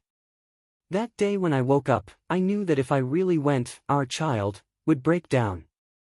Mo Xia, our child. He has suffered too much. Under his overbearing appearance, there is a weak heart. Even Mo Yu and Mo Cho were taken care of by us until they were 16 years old. Only Mo Xia, when he was only 6 years old, lost his father and mother. His father died, and his mother went into a deep sleep. We really owe our child too much. I must see Mo Xia start a family and have many children, only then can I go and accompany you in the underworld. Because I want to take good care of our only remaining son, Mo Yu, Mo Cho, I miss you too. I really miss you. Mo Cho has been naughty since young. Mo Yu, you must look after your brother and don't let him get into trouble. In the underworld, you must be filial to your father and second uncle. Every spring, summer, autumn, and winter, I will personally make new clothes for you, make your favorite food, and cook it for you. If you miss me, you must come to my dreams and reunite with me, so that I can take a good look at you. How I want to see you two naughty again. In my heart, you will always be my sons, those two naked fat boys. If there is a next life, I still want to be your mother and make it up to you for everything you have lost in this life. Dongfang Wen Xian knelt down quietly and spoke in her heart. Facing her husband and son who were separated from her in the underworld, she seemed to have endless words to say, endless longing, and endless heartfelt feelings. The snow quietly fell on her body, gradually accumulating into a layer of silvery white. But she didn't move at all, letting the lingering sorrow penetrate through the underworld, sending her deep longing and strong emotions to the side of her husband and son who were in eternal sleep. Jun Wui also knelt straight like a statue, and beside him was Han Yanyao. However, even though he had already untied the knot in his heart before coming here, he still didn't know how to face it at this moment. Looking at his widowed sister-in-law, looking at his eldest brother, second brother, and two nephews sharing the memorial tablets of the two generations of the Jun family, his heart seemed to be mercilessly torn apart. What should I do? What should I do? Heavens! Please tell me, what should I really do? Han Yanyao, who was kneeling beside him, also felt the same way.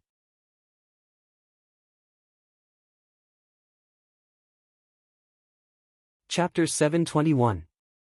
After a long time, Dongfang Wen Xian stood up slowly, wiped away the tears on her face, and said with a smile, "Everyone, please get up. On behalf of my late husband, second uncle, and son, I thank you for your kindness. Don't catch a cold in this world of ice and snow. Wu-yi, get everyone up. This time, we came here for two important things. Now that the blood feud has been settled, it's time to talk about the marriage between you and sister-in-law. You can report to Mayor Han and bring sister-in-law back to our Jun family to hold the long-awaited wedding. From now on, the two of you must love each other, hold hands, and grow old together. This is also what father-in-law, Wu Hui, and Wu Meng are most happy to see." Jun Wui's whole body trembled, and he suddenly raised his head. "Sister-in-law. This is my order. At this moment, I represent the Jun family, and also represent your brother. The eldest brother is the father, and the eldest sister-in-law is the mother. Do you dare to have any objections? Do you dare to disobey?" Dongfang Wen Xian did not give him a chance to speak again, and said solemnly, "The biggest wish of your brother's life is to see you grow up, become an indomitable hero, get married, and live happily. Do you want your brother's soul to not rest in peace in heaven?" Jun Wui was stunned, and he was stunned for a while. Suddenly, he knocked his head hard on the ground, and sobbed, "Brother." Suddenly, he fell to the ground and cried bitterly again. Han Yanyao knelt on the snow, and suddenly crawled a few steps, hugged Dongfang Wen Xian's legs, and cried loudly, "Sister-in-law, thank you, thank you. I'm not worthy." Dongfang Wenxin smiled gently and pulled her up. He gently wiped away her tears and said, "Silly girl, since you call me sister-in-law, you don't need to thank me. What's more, it's your big brother's lifelong wish to make the two of you happy. You don't deserve it. Just don't despise this ignorant third brother." Han Yanyao couldn't say anything else as tears rolled down her cheeks. She just kept nodding her head. Finally, she laid her head on Dongfang Wenxin's shoulder and cried bitterly. At this time, Jun Moxie was already standing in front of Han Zhanmeng. Beside Han Zhanmeng was the old lord of Blizzard's Silver City, Han Feng Shui, his wife, and Yun Bichen. Mei Shuiyan's figure fluttered and stood behind Jun Mo Xie. The Han family is not entirely free from responsibility for the Xiao family's crimes. Back then, the matter of the Dongfang family was suppressed by the three great masters. This matter is too unfair. So, I've mentioned that we don't want to be enemies with the Blizzard Silver City because of third uncle and third aunt, but we want an explanation. I don't know if City Lord Han has thought about what you have to say. Can you give us an explanation?" Jun Moxie said this in a neither servile nor overbearing manner. "Blizzard Silver City. What Blizzard Silver City is there now?" Old City Lord Han's face was mournful. He looked back at the broken tiles hidden in the wind and snow in the distance, and his face showed a dispirited expression, as if all hope had turned to dust. He was in a daze for a while before he turned around and looked at June Moxie.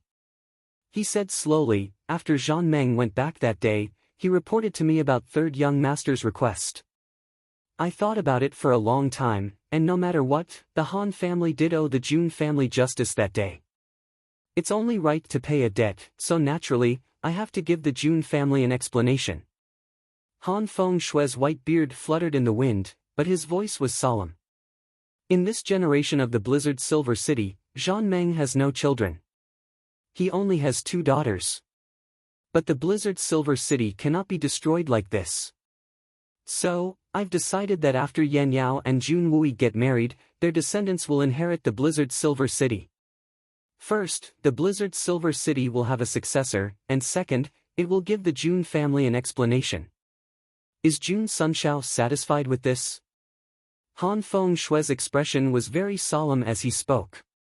No matter how powerful the Jun family was, no matter how overbearing they were, Blizzard Silver City still belonged to the Han family.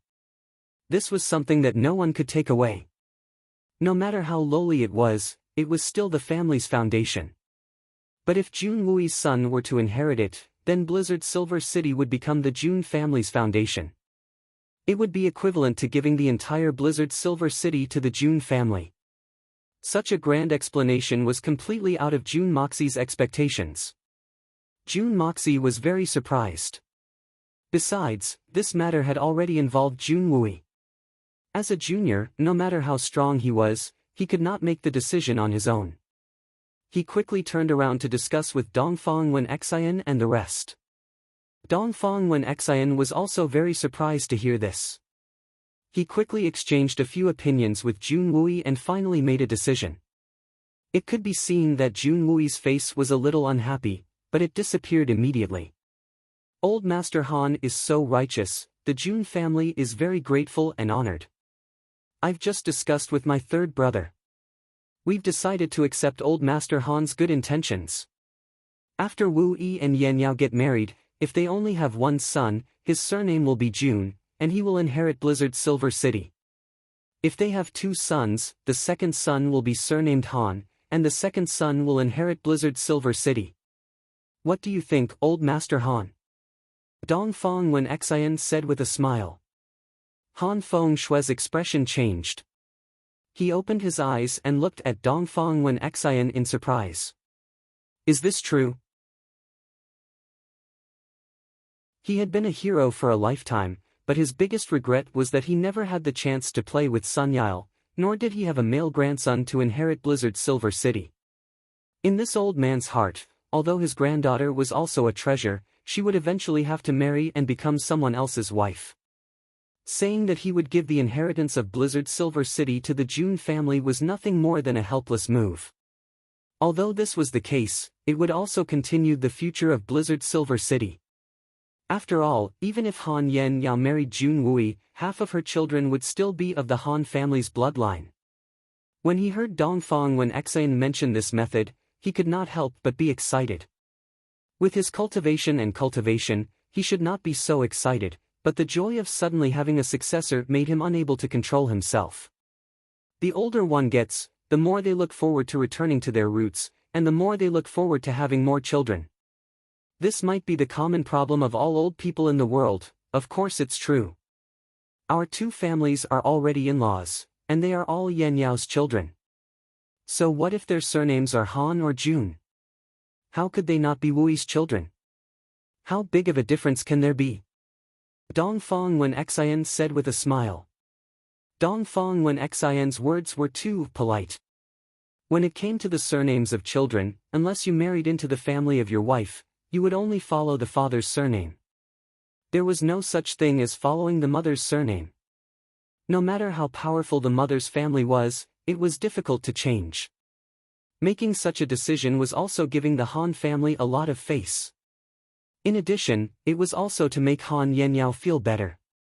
It was also the finishing touch for resolving the feud between the 2 families. Han Feng Shui was surprised and overjoyed. He said, "Not bad, not bad." As he spoke, he rubbed his palms together, obviously impatient.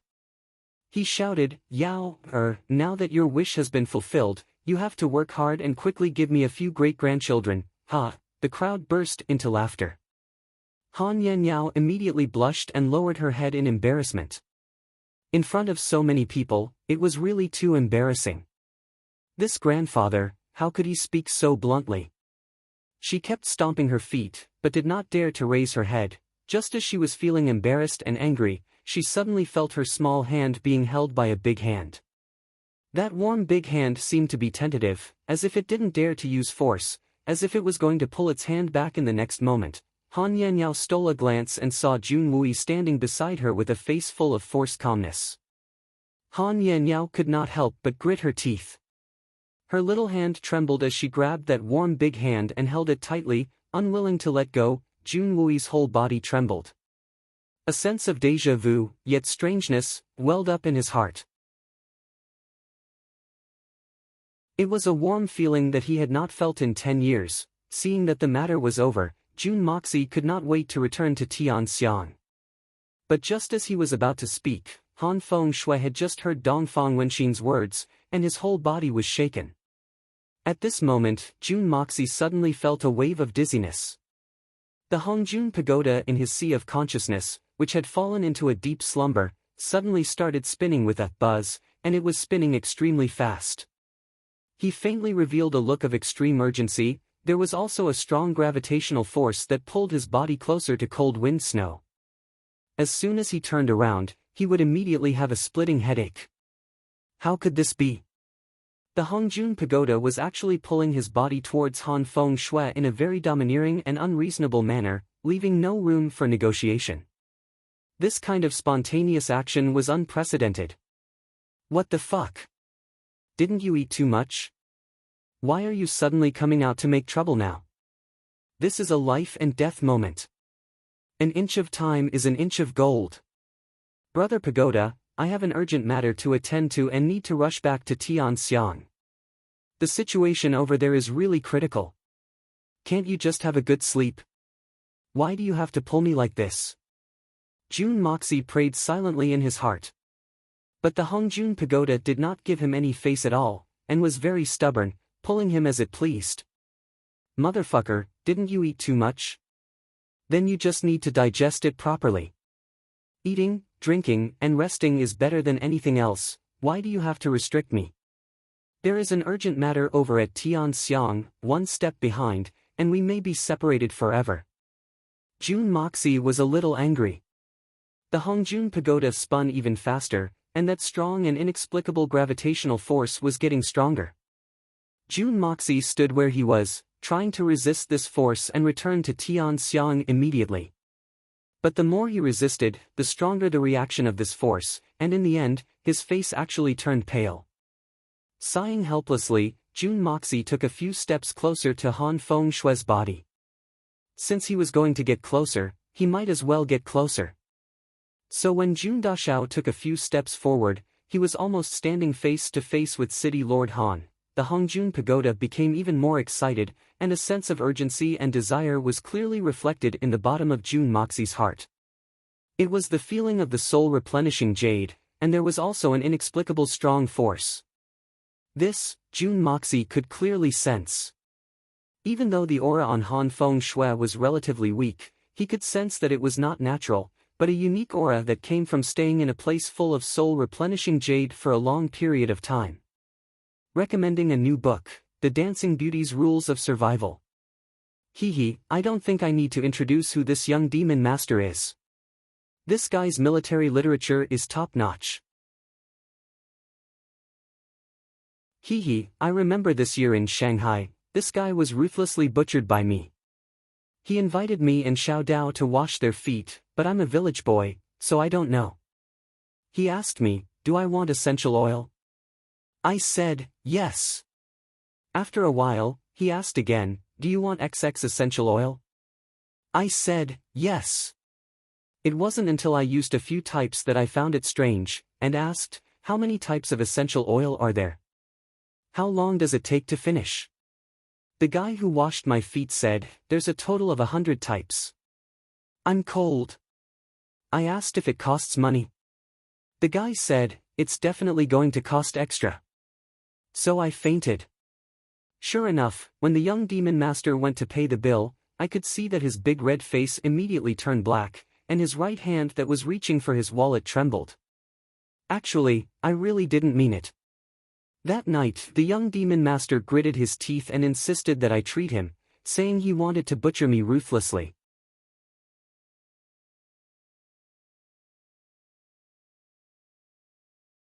Chapter 722. And the place where the old city lord usually stayed, there seemed to be quite a number of items similar to the soul-replenishing jade. At the very least, it was bigger than the Shao family's soul-replenishing jades put together. After annihilating the Shao family, Jun Moxie had already secretly taken the soul-replenishing jade from Shao Xingyun's arms and put it into his own. At this moment, not only did the Hongjun Pagoda respond, but the soul-replenishing jade in Jun Moxie's arms also became inexplicably warm. Han Feng Shui was startled and took 2 steps back. He looked at the young man who had suddenly appeared in front of him with a face full of surprise. Seeing the greedy look on his face, like a pervert who had seen a beauty, Han Feng Shui frowned and asked warily, "What do you want? Doesn't this kid already have a few girlfriends? Why are you looking at me like that? Even if I don't look old, I'm still an old man." What does he mean? Junior doesn't plan to do anything. It's just that I have some admiration for the old city lord's exquisite cultivation. Jun Mo Xie smiled. Feeling the Hongjun Pagoda's strong impact in his mind, he had to use all his strength to control himself and not lose his composure. He was very surprised. What kind of magical thing could make a treasure like the Hongjun Pagoda so thirsty? Isn't this a little too inconceivable? Could it be that there were other mysteries on this great snowy mountain? A thought flashed in Jun Moxie's mind. He suddenly remembered that day when he sneaked into the underground of Blizzard Silver City. He had encountered a sticky feeling that prevented him from passing through. Could it be there? Thinking of this, Jun Moxie could not help but rub his chin and smile sinisterly. What's there to admire? Your current cultivation is even higher than mine. Are you complimenting me? Or, me? Han Feng Shui was even more cautious now. Does this third young master know how to talk? Who compliments people like this? The more he looked, the more he felt that this kid was up to no good. Actually, why is Blizzard Silver City gone? Isn't it still there? If we want to rebuild, isn't it very simple? Jun Moxie rubbed his chin and said with a chuckle. Han Feng Shui pretended that he didn't hear it and treated it as a fart. A fart could still be heard and smelled, but this guy's words were neither loud nor smelly, neither salty nor bland. He was simply making sarcastic remarks. The scale of the Blizzard Silver City had gone through 4 generations of great efforts by the city lords to develop to its current state. How could rebuilding be a simple matter? This kid actually said, very simple. This old man thinks that you are going to choke yourself to death with your sarcastic remarks. It's very simple. Han Fengshui was displeased. If it weren't for the fact that their relationship with the Jun family had just been eased, making it inadvisable for them to make a move, he would have taught them a lesson on the spot. Although it seems like I can't beat him, this kid might not dare to fight back, right? Actually, the collapse of the Blizzard Silver City was really God's will. As the saying goes, God is watching what man does. Such a huge movement, if it wasn't God messing with it, who else could have done it? Jun Moxie said something that made the old city lord's face darken even more. The old man was about to fly into a rage and said in a low voice, God's will? T God's will. Although I don't know what method you used to make the sword peak collapse, but if the sword peak didn't collapse, how could the Blizzard Silver City have been affected and turned into ruins? You are obviously the culprit, and you dare to talk to me about God's will? What God messing with you? You're taking advantage of me like this. I might have to go to the Jun family and demand an explanation from your grandfather. You've driven us crazy to demand an explanation from the Han family. Now that we're in-laws, I'll go to your grandfather. I can't control you, but there must be someone who can, right? Old City Lord Han, please don't be impatient. I have no ill intentions. Listen to me and you'll understand. June Moxie put on an expression of a charlatan and said patiently, you see, the entire Blizzard Silver City has always been ruled by the Han and Shao families. Now, the Shao family has betrayed the people and rebelled. Although they've all been killed, the Blizzard Silver City is still full of their traces. Perhaps God didn't like it, so he simply shook the Blizzard Silver City full of the Shao family's sinful aura and collapsed. This is a good comparison. If the old doesn't go, the new won't come. That's it. Do you understand now that I've explained it this way? Han Feng Shui snorted heavily and crossed his arms, looking up at the sky, as if June Moxie, who was beside him, did not exist. Otherwise, Han Feng Shui was sure that he would faint from anger. Understand? What the fuck do I understand? What kind of bullsh*t is this? What is filled with the Shao family's sinful aura? Is there only the Shao family's aura in the Blizzard Silver City? The Han family's aura is not small either, right? According to what you've said, the Shao family is already dead. If they're all dead, aren't you cursing the Han family to be wiped out as well? I'm a magnanimous man and can't be bothered to be angry with you.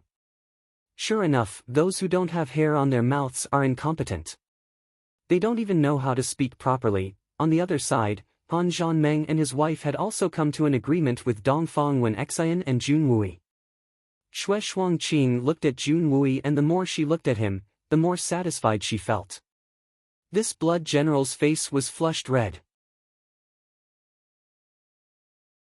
Indeed, the more a mother-in-law looked at her son-in-law, the more interested she became. Now that everything was settled, Xue Shuangqing had regained her good mood. The Blizzard Silver City was gone. It was not like it could not be rebuilt. The most important thing was that the Shao family was gone. This was the most comforting thing. Now, of course, she had to consider her daughter's lifelong happiness. Xue Shuangqing secretly poked Han Zhanmeng's arm and whispered, no wonder Yao Er likes him. This Jun Wui is indeed much better than that Shao Han. Whether it is appearance, character, or temperament, he is much better than Shao Han. His Xian Qi is also extraordinary, and his brilliance is restrained. I can't see through him, but he is definitely better than your father-in-law. It's hard to find someone like him in this world. Han Zhanmeng nodded without batting an eyelid. His eyes were filled with satisfaction. At last, one of his worries had been resolved. His eldest daughter's marriage had been through many obstacles, and her long-cherished wish had finally been fulfilled. Even the traitor Shao family had been eliminated. Although the Blizzard Silver City had collapsed, it was still a good thing. At least there would not be too many worries in the future. And this son-in-law seemed to be very reliable, this Madame June. Although Han Zhanmeng and his wife were older than Dongfang Wen Xian, Jun Wui and Xue Shuangqing were not married yet. Xue Shuangqing was embarrassed to call her niece daughter-in-law. Besides, the two of them were not that far apart in age. Furthermore, her youngest daughter seemed to be very interested in Jun Wui's son. This was a mess that was hard to explain. Therefore, Xue Shuangqing felt that her head was in a knot. She did not know how to address her. After thinking for a long time, she finally called her Madame June. I wonder what instructions Madame Han has for me. Dongfang Wen Xian also felt that it was not easy to address her. After thinking for a long time, she copied Xue Shuangqing's way of addressing her. I have a matter. Xue Shuangqing looked at her youngest daughter and sighed helplessly. She turned to Dongfang Wen Xian and said, I'm afraid I have to ask Madame June to make a decision. Seeing her expression, Dongfang Wen Xian already understood what was going on. He said, Madame Han, feel free to speak your mind. Xue Shuangqing did not speak. She sighed and said, actually, these are all matters between children. These past few years, it has been a headache for me. The mistake of us elders has caused Yao Er to suffer for 10 years. I have finally understood. It is better to let our daughters decide their own lives. As parents, there is nothing we can do. As long as they are happy, it is more important than anything else. Instead of looking at them anxiously every day and worrying about it every night, it is useless. It is better to let them go and fulfill their wishes, that's right. If you don't give birth to children, you don't know the pain of being a parent. If you don't raise children, you don't know the kindness of their parents. These little fellows have made us spend so much effort. Dongfang Wen Xian nodded in agreement. She sighed and said with satisfaction, luckily, our Mo Xia is an honest child. He has been obedient since he was young. No matter what I ask him to do, he will be very obedient. It has saved me a lot of trouble. Just as she said this, Jun Wui, who was beside her, suddenly turned his head with a strange expression. It was as if he had suddenly suffered an internal injury from holding back. What? Honest? Obedient? Obedient? Worry-free?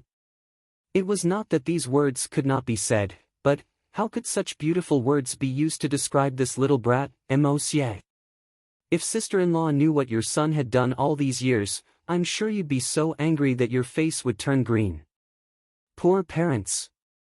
In order to praise their own children, they really dared to say anything. Even a gentle and virtuous woman like sister-in-law knows how to lie through her teeth. It's really not easy. Isn't that so? As long as our children are obedient, we, as their mothers, will have a much easier time. I really envy you. Your son is so promising and so obedient. Xue Shuangqing's words were obviously not true. She looked at Jun Moxie from the corner of her eyes. This brat's attitude of being the number one in the world, and even had a kind of mischievous and evil nature. No matter how she looked at him, she could not see where the honest, obedient, and worry-free that Dongfang Wen Xian mentioned was coming from. It seemed that this fellow was not tamed at all. Forget it, when a mother praises her son, shouldn't she pick the nicer words? Now that Yaoer's long-cherished wish has been fulfilled, we can finally put down a huge burden. Xue Shuangqing said hesitantly, but this youngest daughter is giving me a headache.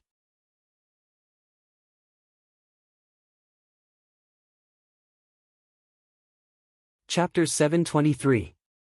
There are already 3 in the house now. If you don't take the initiative, it's like you're walking away with a treasure. We're not in a hurry. Sigh, when children grow up, they always have to look for their sweetheart. Madam June, that son of yours, cough cough, is giving you this kind of trouble too?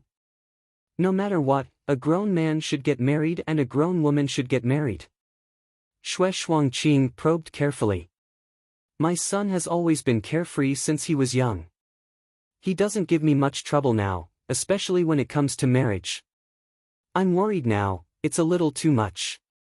The one beside Mo Xia, Tian Fa's Venerable Mei, is my eldest daughter-in-law. And the one beside me, Qing Han, is also my daughter-in-law. They've already consummated their marriage. There's also the pearl of the Dugu family, Xiao Yi, at home. This son of mine, his looks are not bad, and he's especially honest. Besides, he doesn't know how to cover up, so he's more or less attracting bees and butterflies. I know that these 3 girls are already married, but I don't know if there are any others. Because of this, I've scolded him so many times. What should I do if he's so lenient? It's so infuriating that my heart hurts. Dongfang Wen Xian grumbled, her heart aching from anger, but her face was filled with pride. Anyone could tell that this mother was showing off. Her tone was full of glory.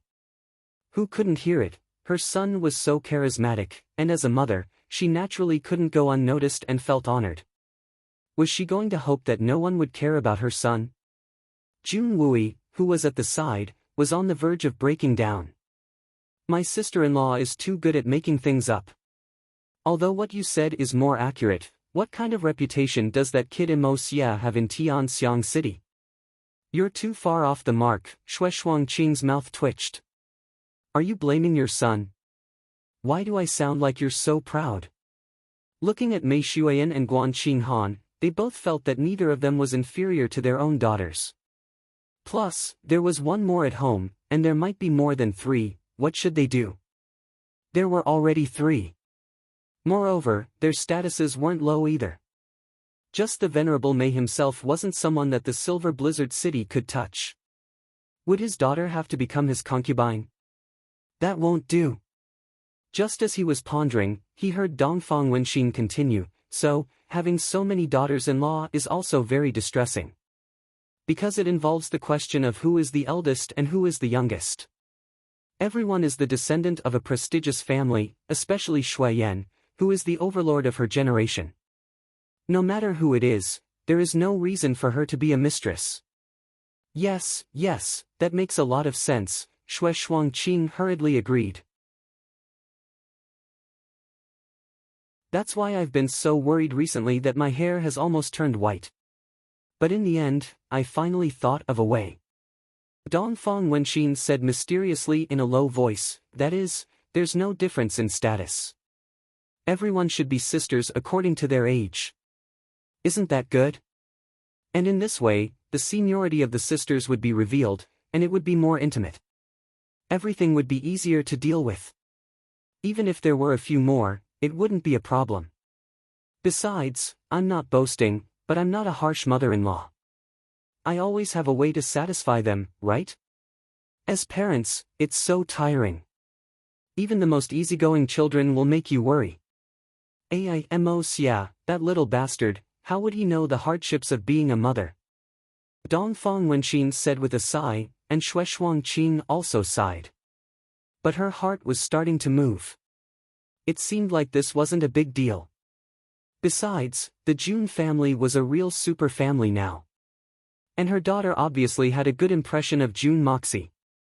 Why should she be a villain? Moreover, if she were to be like her sister, she might even end up with nothing, ahem. Madam June, what do you think of my second daughter? After beating around the bush for a long time, Xue Shuangqing finally asked directly, am I worthy of your son? Of course I like Meng but Yao is married to Wu Yi, and Wu Yi is Mo Xie's uncle. The seniority will be messed up. Dongfang Wenxin looked like she was shocked. How is seniority a problem? The martial world is messed up. That time, we suppressed Meng seniority by 1 generation. She is actually younger than her sister. This is known by the whole Silver City. Xue Shuangqing laughed nervously. If that's the case, then leave this matter to me. I'll let them have their wish. Sigh, I'm just too soft-hearted. I can't bear to see my children suffer. Dongfang Wenxian patted her chest confidently and took on the responsibility. She was already calling them little wife, little wife. How could she run away? Besides, if there were more daughters-in-law, then there would be more grandchildren. It would be best if each of them could give birth to more than 10. He looked at Han Yan Meng from the corner of his eyes. This girl is really suitable for men. That would be the best. Xue Shuangqing was overjoyed. If Meng comes to my house, you can rest assured. In-law, I'm quite good at taking care of children. Dongfang Wenxin said passionately. She was already calling him in-law. Jun Wui completely broke down. Sister-in-law, you dare to say that you're good at taking care of children? Xue Shuangqing nodded her head repeatedly, calling him in-law even more passionately. Third Master Jun finally broke down. I married the elder sister, my nephew married the younger sister. Should I call Mo Xie brother-in-law in the future? Or should he call me brother-in-law? When the two of them see Xue Shuangqing, they have to call her mother-in-law.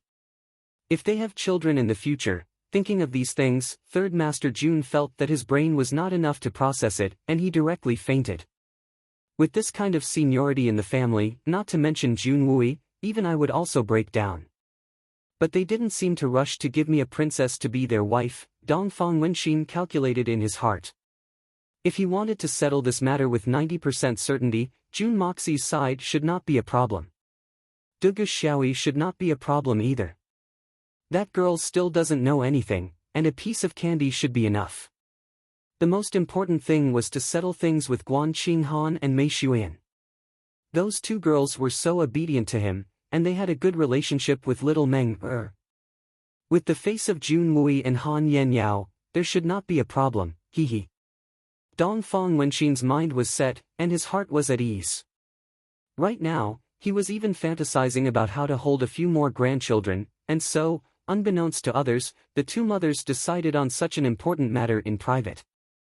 And it was a matter that would decide the lifelong happiness of both sides. On the other side, a certain someone was obviously still in a daze, not knowing that the mistress he had made for a prank had now become a reality. Jun Moxie was talking to Han Feng Shui very passionately, trying to get close to him, obviously sticking to him like a piece of sticky candy. This made Han Feng Shui feel very helpless. This brat was so aggressive just now, asking for an explanation from this old man. To be fair, why did he suddenly change his mind in the blink of an eye? Could it be that this brat really had some ulterior motives, or some special fetish?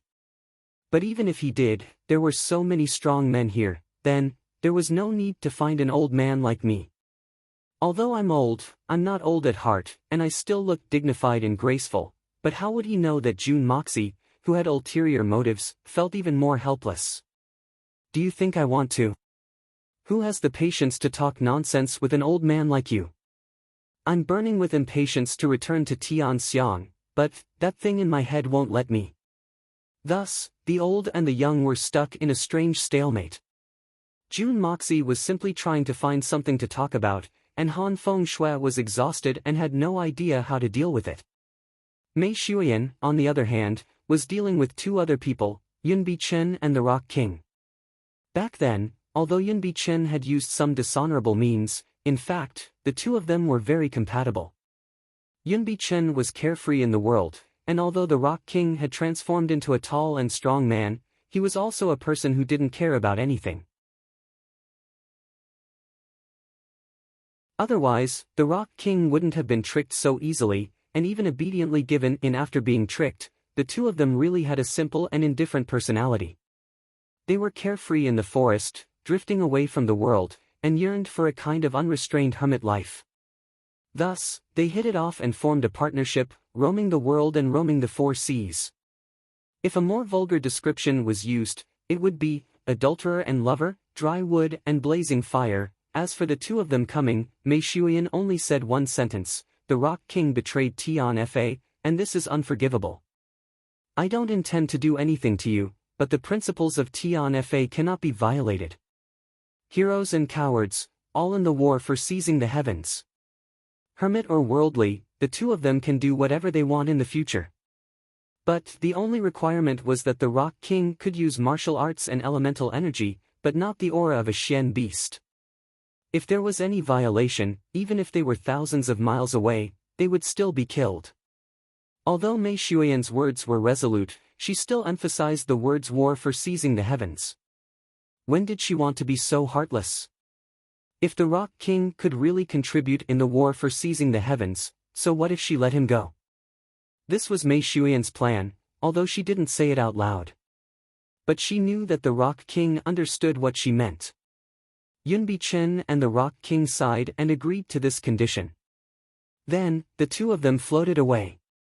Before the Rock King left, he wanted to bid farewell to the Xian beasts, but when he got near, he felt the intense hostility and could only turn back helplessly. After settling this matter, Mei Shuyan turned around and saw Jun Moxie playing a rogue with a helpless Han Feng Shui. She couldn't help but find it funny and annoying at the same time. Walking over, she said, "Xia, now that this matter is over, let's hurry back to Tianxiang. That place is..." Jun Moxie rolled his eyes. "Big sister, do you think I don't want to go back? I want to go back more than anyone else. But the problem now is, I really can't leave. Looks like if that ancestor in my head doesn't dig out Han Feng Shui's secret, I'm destined to be unable to leave." Begging for monthly votes with bloodshot eyes. Monthly votes. Monthly votes. I don't want to give up. I still want to fight. I will fight until the very last moment. Brothers. Sisters. I need your support. The evil monarch desperately needs your monthly votes.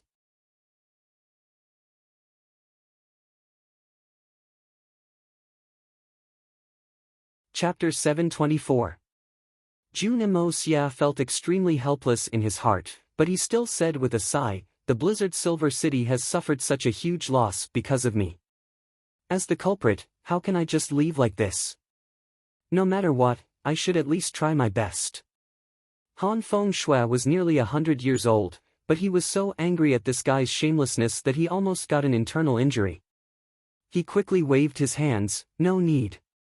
There's no need, it's actually not that big of a loss.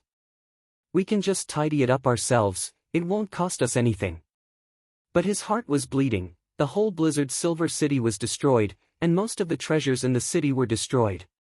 The cost of rebuilding was huge, and there was still no money, although it was a fatty act. As long as he could get this little devil to leave as soon as possible, it would be worth it. Jun Moxie rolled his eyes and whispered into Mei Shuiyan's ear.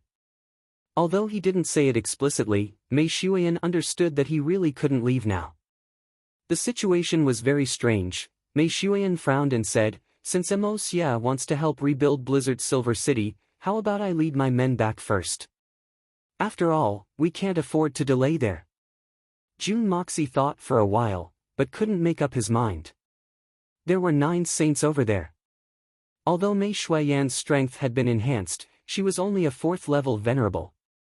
Even if she returned, she might not be of much use.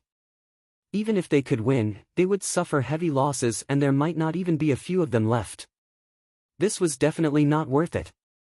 But the longer they stayed here, the more dangerous it would be over there. What should they do? "You can go back first." Jun Moxie gritted his teeth, and his eyes were bloodshot. "Shuiyan, when you go back, you must be careful. If there are any changes in Tianxiang, then you must immediately return to the Tianfa forest. Don't act rashly, and don't take revenge. Wait till I get back. You only need to send Crane King to inform me. If nothing major has happened, that would be the best. You only need to feign civility and delay as much time as possible. If they push you too far, then you can say something like this. Just say that my master has set a date with them to meet in a month's time to have a showdown. He had to delay them. Remember, you must wait for me to return. Before that, don't do anything." Mei Shuiyan nodded solemnly. "Don't worry. Before the Tianfa saints come out, how would we dare to go against the 9 saints? Even a Beast King level Dark Beast wouldn't be able to resist a Saint level expert. I'm well aware of the pros and cons involved." Mei Shuiyan whistled as soon as she finished speaking. And, the horde of Xian beasts lined up neatly. Jun Wui, the 3 swords of Dongfang, Xikong and Yi, and the others got ready to turn back. Han Yanniao came to her mother and knelt down to bid her farewell. Mother and daughter hugged each other, and it was inevitable that they would be parting. But, no matter what, Han Yanniao had to follow them back to Tianxiang.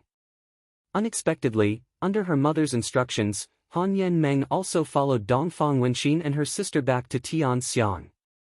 Xue Shuangqing couldn't bear to part with her daughter, but she loved her daughter dearly, so she had no choice but to do so. Right now, there were many things to do in Blizzard Silver City. Han Yanmeng would only suffer more if she stayed here. It would be difficult for her to even find a place to stay, let alone anything else. She might as well follow them back to Tianxiang. No matter what, she would be able to live more comfortably. In any case, the grudges between the 2 families were gone, and there was no more danger. If she missed her daughter, she could go down the mountain to visit her.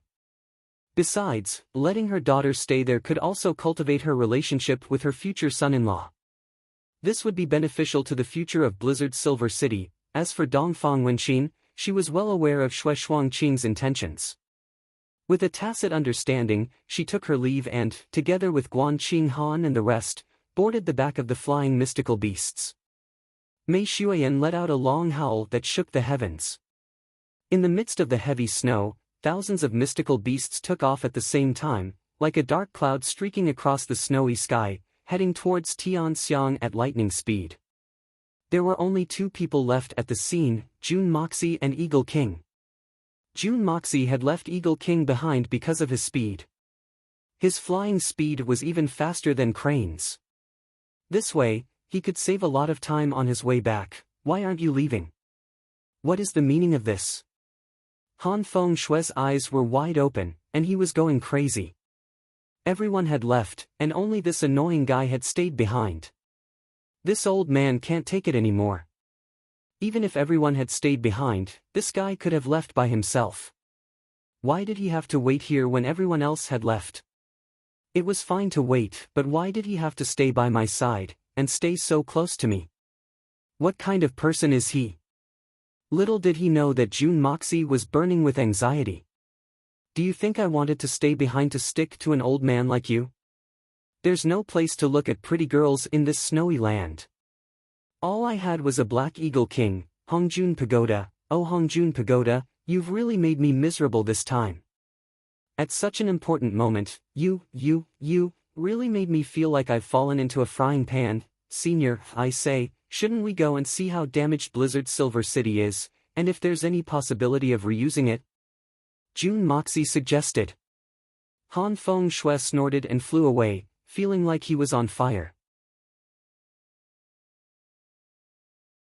He felt like he would collapse if he looked at this guy any longer. Shui Shuangqing greeted June Moxie warmly as they walked slowly. Her attitude made Han Zhanmeng a little jealous, and he was very dissatisfied with his wife. When this guy saw me the other day, he almost pointed at my nose and scolded me, and now you're still treating him so well. If someone didn't know better, seeing how gentle and considerate you are, they would think he's your son. What Han Zhanmeng did not know was that his wife was already trying to build a good relationship with her future son-in-law. The more she looked at him, the more satisfied she was with this young man in front of her, even more than her other son-in-law, Jun Wui. Let's not talk about his handsome appearance and slender figure. How many geniuses have emerged in the Xian continent in the past 10,000 years? But who could be like my son-in-law? He was only 17 or 18 years old, yet he was able to achieve such world-shaking achievements. No wonder his mother was so proud of him. If she didn't want such a son-in-law, who else would she want? So the more Shui Shuangqing looked at him, the more satisfied she was, and the more she admired him. Even the evil aura around June Moxie was taken for granted by her. What a cool and stylish personality. June Dashao actually had a headache as well. He did not know how to address this beautiful woman in front of him. She was his third uncle's mother-in-law. What should he call her? Call her Aunt? Or Grandma? This problem was solved by Shui Shuangqing herself. Xia, I feel like old friends with your mother, and we are already close friends. You can just call me Aunt. We are children of the pugilistic world, why should we care so much? This sentence made June Moxie speechless. What? Although we are children of the pugilistic world, it can't be so messy. If we address each other like this, then wouldn't I have to call my third uncle third brother when I get back? Or brother-in-law? Then, do I still want my butt? So they talked all the way to Silver City. Tianxiang City. Li Yuran had been on the move since the second day after June Moxie and the rest left. With 3 saints by his side to help him, Li Yuran's courage was boosted, but at the same time, he was also a little afraid. He had never expected that June Moxie, whom he had always regarded as an opponent, would be so powerful. They actually wanted the 3 holy lands to send out saint-level experts. Moreover, there were as many as 9 of them. In this world where even a supreme martial artist could sweep the world and look down on the world, what kind of concept was sending out 9 saints at once? Li Yuran's only feeling toward such a lineup was terror, and even panic. It was even to the extent that he was utterly unable to calculate how formidable this force was. He only knew one thing: any one of these saints could easily destroy the entire Tianxiang city. This was an unbelievably powerful force. In order to deal with June Moxie, the mere June family actually sent out 9 saints at once. With such power, they did not directly sweep the June family like a thunderbolt. They actually had reservations. What did this mean? What did this mean? So much so that when these 9 saints mentioned June Moxie's mysterious master, they had to be cautious and solemn. Li Yuran could vaguely see that. These 9 saints did not have any confidence in dealing with Jun Moxi's mysterious master. So, what level was Jun Moxi at now? What level was Jun Moxi's master? Li Yuran did not dare to think about these things. Because just thinking about it made her shiver all over. Such a person was actually my opponent in the past? To think that he was still alive. His life was really quite tough. When they were discussing how to deal with him, the 3 saints all gave a suggestion at the same time: test him first. Let's see what level that person is at. And since that person was living in the Jun family, then no matter how well he hid, there would always be some clues. So the key place now was the Jun family and the Jun family's mansion. Therefore, Li Yuran didn't even have time to return home. He went to the second prince's place and set up a base of operations. After that, he made arrangements with all the people from the 3 holy lands. Then, on the second morning after he returned to Tianxiang City, he brought the 3 saints with him and went to the Jun family. It was called a visit. And Li Yuran had a very good reason to visit Princess Raimu. Princess Raimu was the emperor's daughter and Li Yuran's former dream lover. Now that she was recuperating in the Jun family, it was not too much for her to visit, right? This reason was completely reasonable and reasonable. So, Li Yuran went all the way. The 3 saints were very cooperative. They actually dressed up as family members and followed behind her. Although Li Yuran looked relaxed on the surface, she was very nervous on the inside. In the past few days, the discussions on the road, as well as the meeting of the 9 saints last night, had made Li Yuran feel one thing: Master Jun Emosia's strength could be said to be unparalleled. No one could deal with him.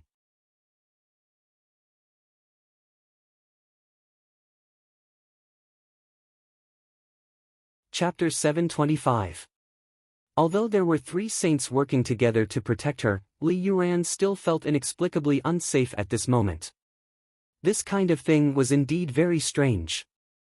In Tianxiang, if she had a peak Earth Xian as her bodyguard, she could be extremely bold and do whatever she wanted, not to mention a Tian Xian expert. If she had a bodyguard like Tian Xian, that would be a dream come true. But now it was really different. There were 3 people who were thousands of times more powerful than Tian Xian by her side. Logically speaking, there shouldn't be any power in this world that could threaten her, right? But that sense of security that should have been unbridled was nowhere to be found. Don't you think it's very strange? When they arrived at the Jun family's door, Li Yuran couldn't help but be stunned. The main gate of the Jun family's residence was wide open, and only 2 bodyguards were standing loosely inside. There was no sign of the strict security that it used to have in the past. They didn't seem to care about the crowd's arrival. Li Yuran handed over the visiting card, and the guard took it and ran to report. After a while, he came back and said, "Master invites young Master Li in." He only invited her in, and didn't send anyone to receive her. They didn't even send a housekeeper. Li Yuran's heart skipped a beat. It seemed that the Jun family wasn't very friendly to her. They only invited her in, and didn't send anyone to receive her. They didn't even send a housekeeper. Li Yuran's heart skipped a beat. It seemed that the Jun family wasn't very friendly to her. Li Yuran had assumed that the Jun family was putting on a show of weakness when he saw that the Jun family was acting different from before. He had assumed that the Jun family was pretending to be weak in order to make the smart enemy aware of the danger. But the truth was that they were truly weak. This kind of fake and real intertwined, deliberately creating a fake emptiness to cover up the real emptiness. Such an extreme method of putting one's life on the line would instead make the enemy suspicious, and they might even mistakenly believe that the other party had already set up a trap and had nothing to fear. This was the only way to deal with smart enemies. It was also the best way to confuse the enemy when they were really weak and empty. To put it bluntly, it was the empty city stratagem. It was already empty, but the extremely powerful enemy just had to come at this moment. If you forced yourself to be strong, it would instead arouse the enemy's strongest fighting spirit. Once the 2 sides came into contact, destruction would be imminent. On the other hand, if you put on such a fake appearance, it would instead make the enemy suspicious and unable to make a decision. When Li Yuran first arrived, her eyes were filled with the Jun family's lax defense, as if they had no military strength at all. She guessed that old Master Jun Zhantian was trying to mislead them. But he didn't say it out loud. Jun Zhantian thought to himself, "You, Jun Zhantian, have spent your entire life on the battlefield. You may be proficient in tactics, but this young master is not to be trifled with." Didn't this young master see through it in an instant? It could be seen that in the face of absolute strength, this bluff was meaningless. But after that, Jun Zhantian did not send anyone to welcome him. Instead, he displayed an extremely strong hostility, clearly telling you, "We do not welcome you." This made Li Yuran a little suspicious. Could it be that he really has nothing to fear? Our side's strength is extremely tyrannical, but what about the other side? Would they have even more tyrannical strength? And at this moment, the three saints beside him raised their heads at the same time and sniffed the air lightly. Then, their expressions changed at the same time. To think that there is such pure heaven and earth spiritual chi. The heaven and earth spiritual chi in the Jun family is so pure. I didn't expect that there would be such a place in the mortal world. Even the most abundant spiritual chi in the three holy lands would not be this good, right? One of them said in a low voice.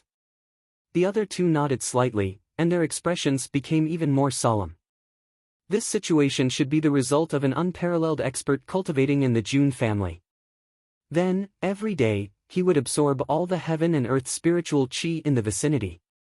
Thus, all the heaven and earth spiritual chi would gather here.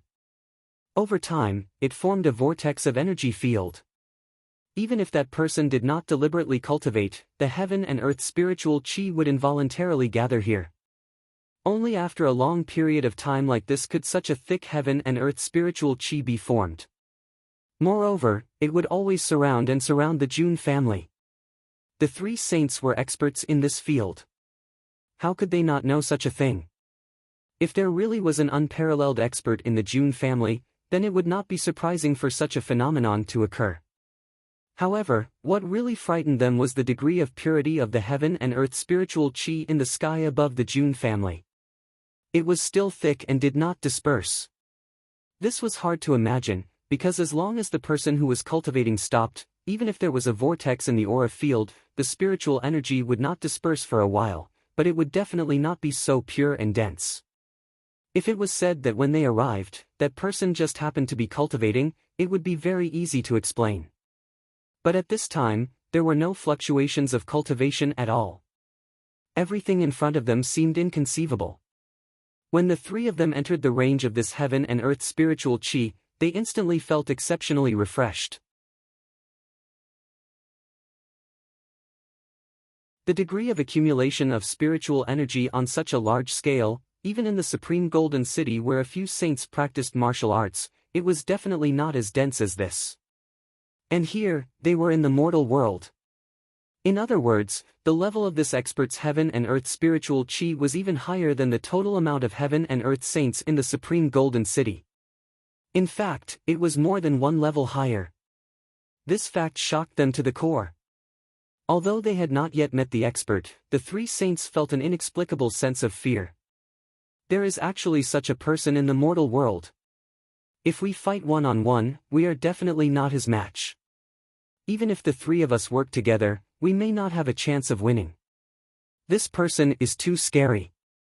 Although they were hesitant, the four of them still acted as if nothing had happened. They stepped into the Jun family's main door and walked towards the main hall. As they walked, the three saints suddenly stopped at the same time. From the direction of the inner chamber, a young girl's crisp voice rang out. "Little White, don't run around. If you run around, I will really hit you. You gluttonous and lazy guy, how did you get so fat? I can't even carry you anymore. How infuriating.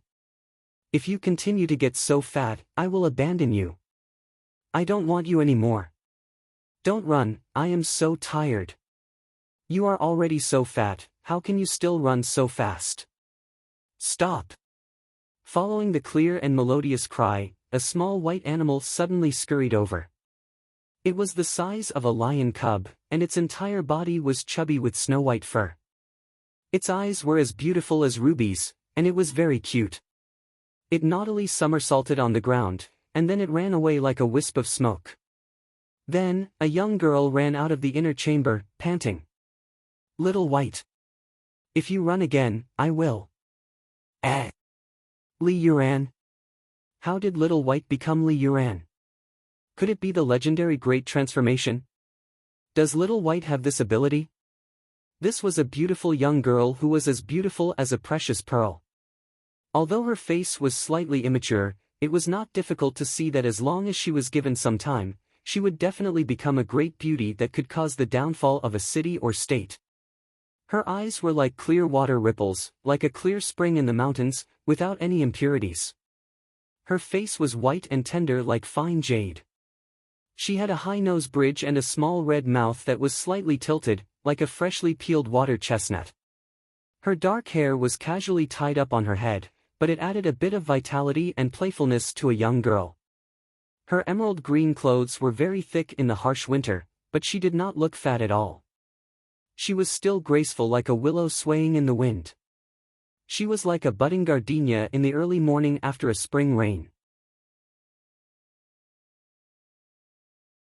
One look at her was enough to make one feel relaxed and happy, as if he liked her from the bottom of his heart. She was truly a lovable little lass. "So it's Miss Dugu, it's been a long time." Li Yuran smiled and gently bowed. "We haven't seen each other for a long time. Miss, you are really like a pearl. You are becoming more and more charming." "Pfft. Li Yuran, I haven't seen you for a long time. You little hypocrite, can you stop putting on that fake smile of yours? I feel disgusted when I see you, do you know that? Look at you, you look like a woman, but you can still smile without showing your teeth. That's a little manly. Not to mention our family's emos, yeah, any man would be more radiant than you. Ayayaya, Li Yuran, you've always been like this since you were young. It really makes my teeth hurt, don't you know, Li Yuran?" This young girl was none other than Dugu Xiaoyi. With such a thunderous speech, Li Yuran did not know whether to laugh or cry. It was even to the extent that the three saints were shocked. The moment these words came out, the three saints could not help but raise their eyebrows, feeling that it was somewhat unexpected. Such a beautiful, adorable, and playful young girl, how could she be so fierce when she opens her mouth? She really dares to say anything. Why is the world so crazy now? Young girls like me were all shy and timid, but now it's the complete opposite. Miss Dugu, what are you saying? We are old friends after all. How can this young master bear to belittle me like this? Li Yuran touched his nose awkwardly. Although he was embarrassed, his actions were still dignified and dignified. No one could tell that he was at a loss. Instead, it felt like his every movement was natural and carried a strong sense of nobility. "Pfft. Pfft. Li Yuran, ayayaya. You really want to disgust me to death. Who's an old friend with you? Who do you think I am? Do you think I'm worthy? I don't have time to waste with you, I still have to chase after Xiao Bai. Xiao Bai, don't run." Li Yuran, why did you change these three attendants? Dugu Xiaoyi called out to Little White and was about to leave when she suddenly looked at the three saints behind Li Yuran as if she had discovered a new continent. Her face was full of disdain as she curled her lips and said, "Look at the three people you've chosen, TSK, why do they look so ugly? Their faces are as rigid as a coffin. I say, young Master Li, even though you're not as good as me, but you're still a young master of an aristocratic family. You should have at least chosen a few decent servants when you're away from home. I really despise your taste. Just these three people, haha, in our June family, no matter how capable they are, just by looking at their looks, they're born to clean the toilet bowl." Dugu Xiaoyi taunted him to her heart's content. Her green robe fluttered in the wind as she finally swaggered off to chase after Little White.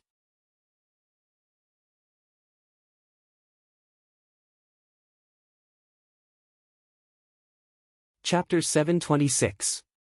Emptying the toilet bowl. Li Yuan stood there awkwardly, beads of sweat forming on the tip of his nose. If it was him, he wouldn't care.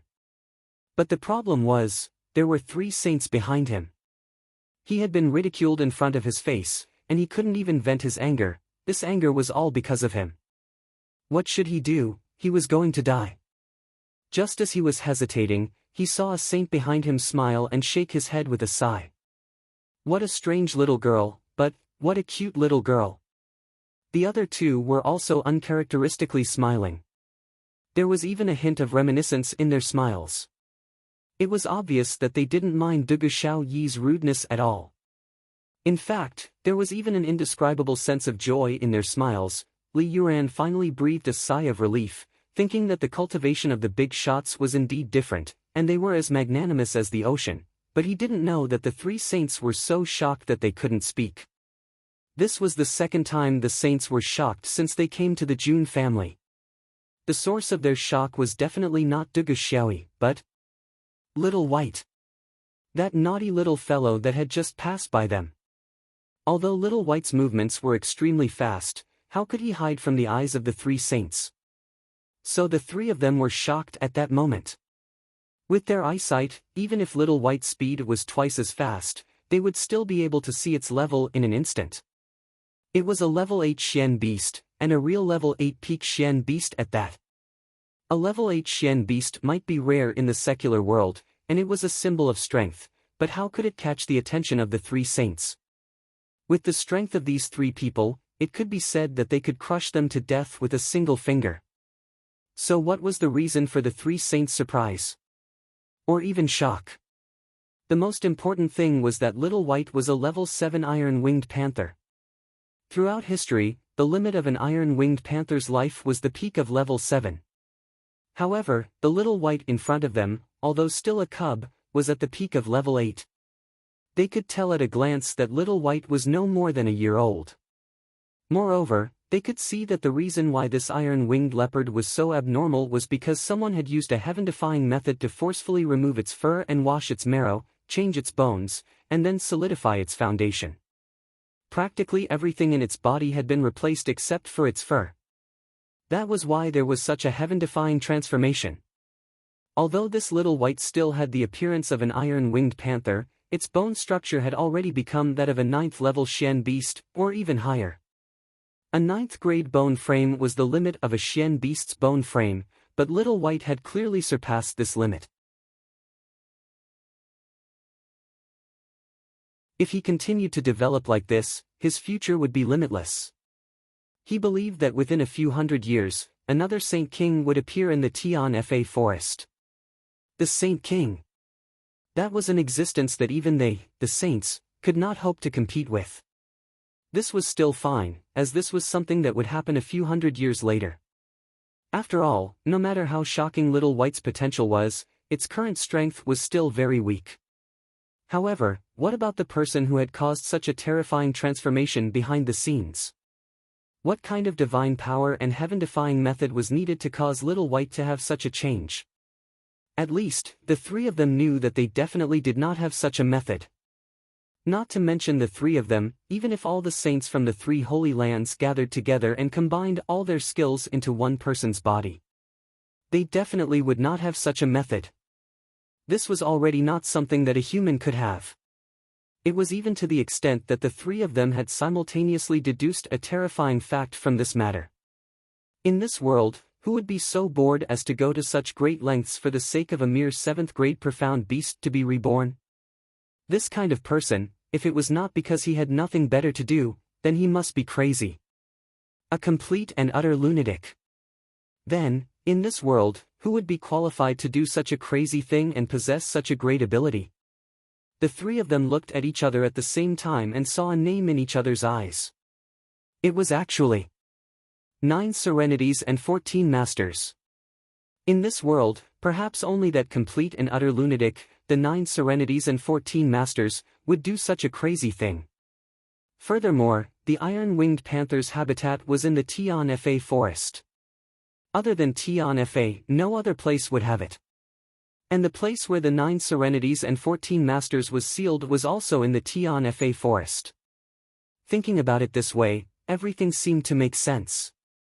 Only that sealed lunatic, in a situation where he was extremely bored, would think of such a strange method and do such a crazy thing.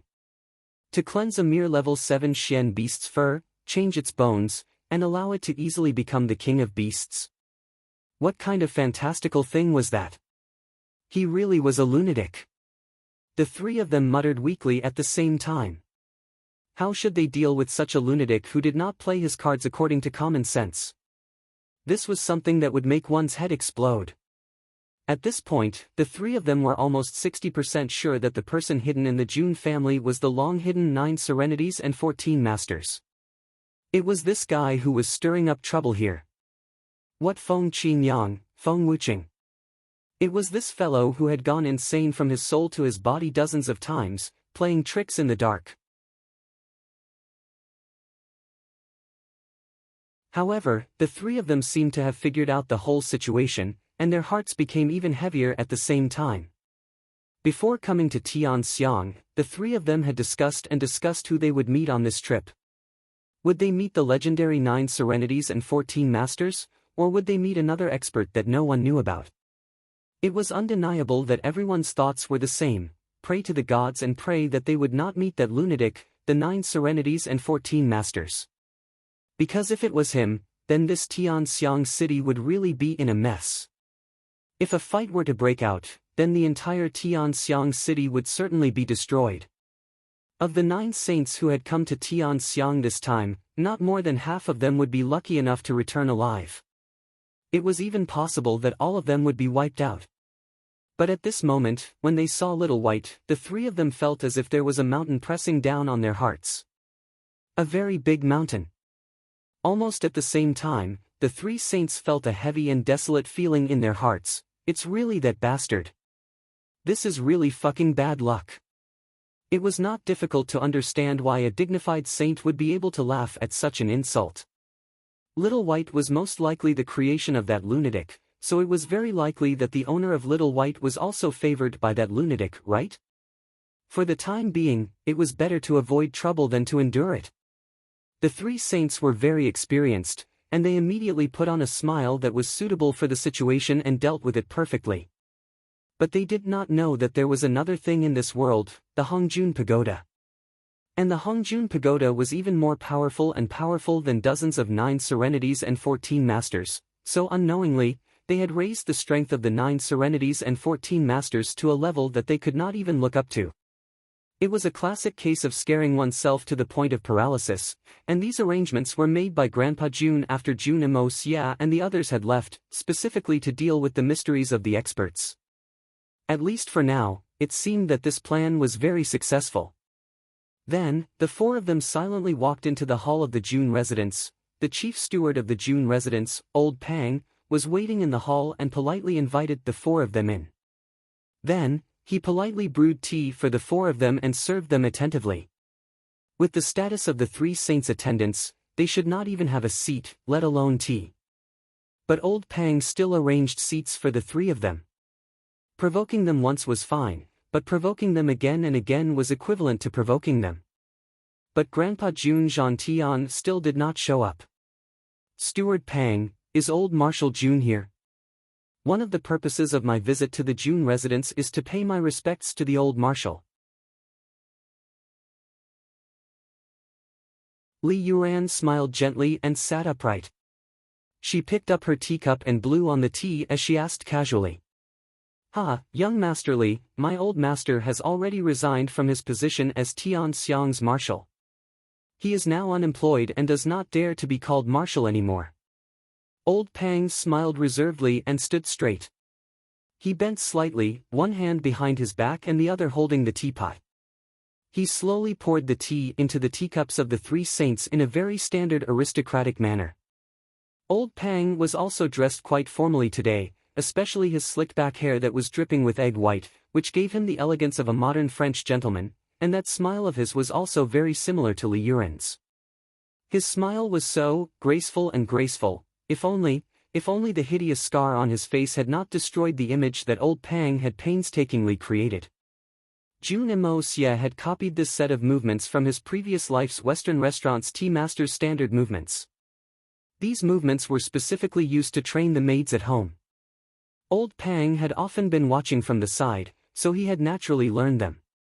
Today, when he heard that Li Yuran had come to visit, Jun Zhantian had specifically told him that every movement must be elegant, solemn, and formal. Therefore, Old Pang had decided to do it himself. In fact, he didn't even hesitate to break 12 eggs. Then, he imitated Jun Mo Xie's method of smearing the egg whites on his hair. In fact, he was very familiar with this set of elegant movements. If this set of elegant movements were done by the maids, then it would truly show off the elegance of their bodies. It would be very pleasing to the eye. However, it was done by Old Pang, who was a boorish fellow. It would be an insult to the person who created this set of aristocratic actions, especially when Old Pang was still feeling very proud of himself. He held his head high and looked straight ahead. His face was full of modesty, but it made the scars even more terrifying. His slicked back hair was so shiny that even a fly would sprain its leg if it landed on it. He was like a disfigured Su Wenxiang.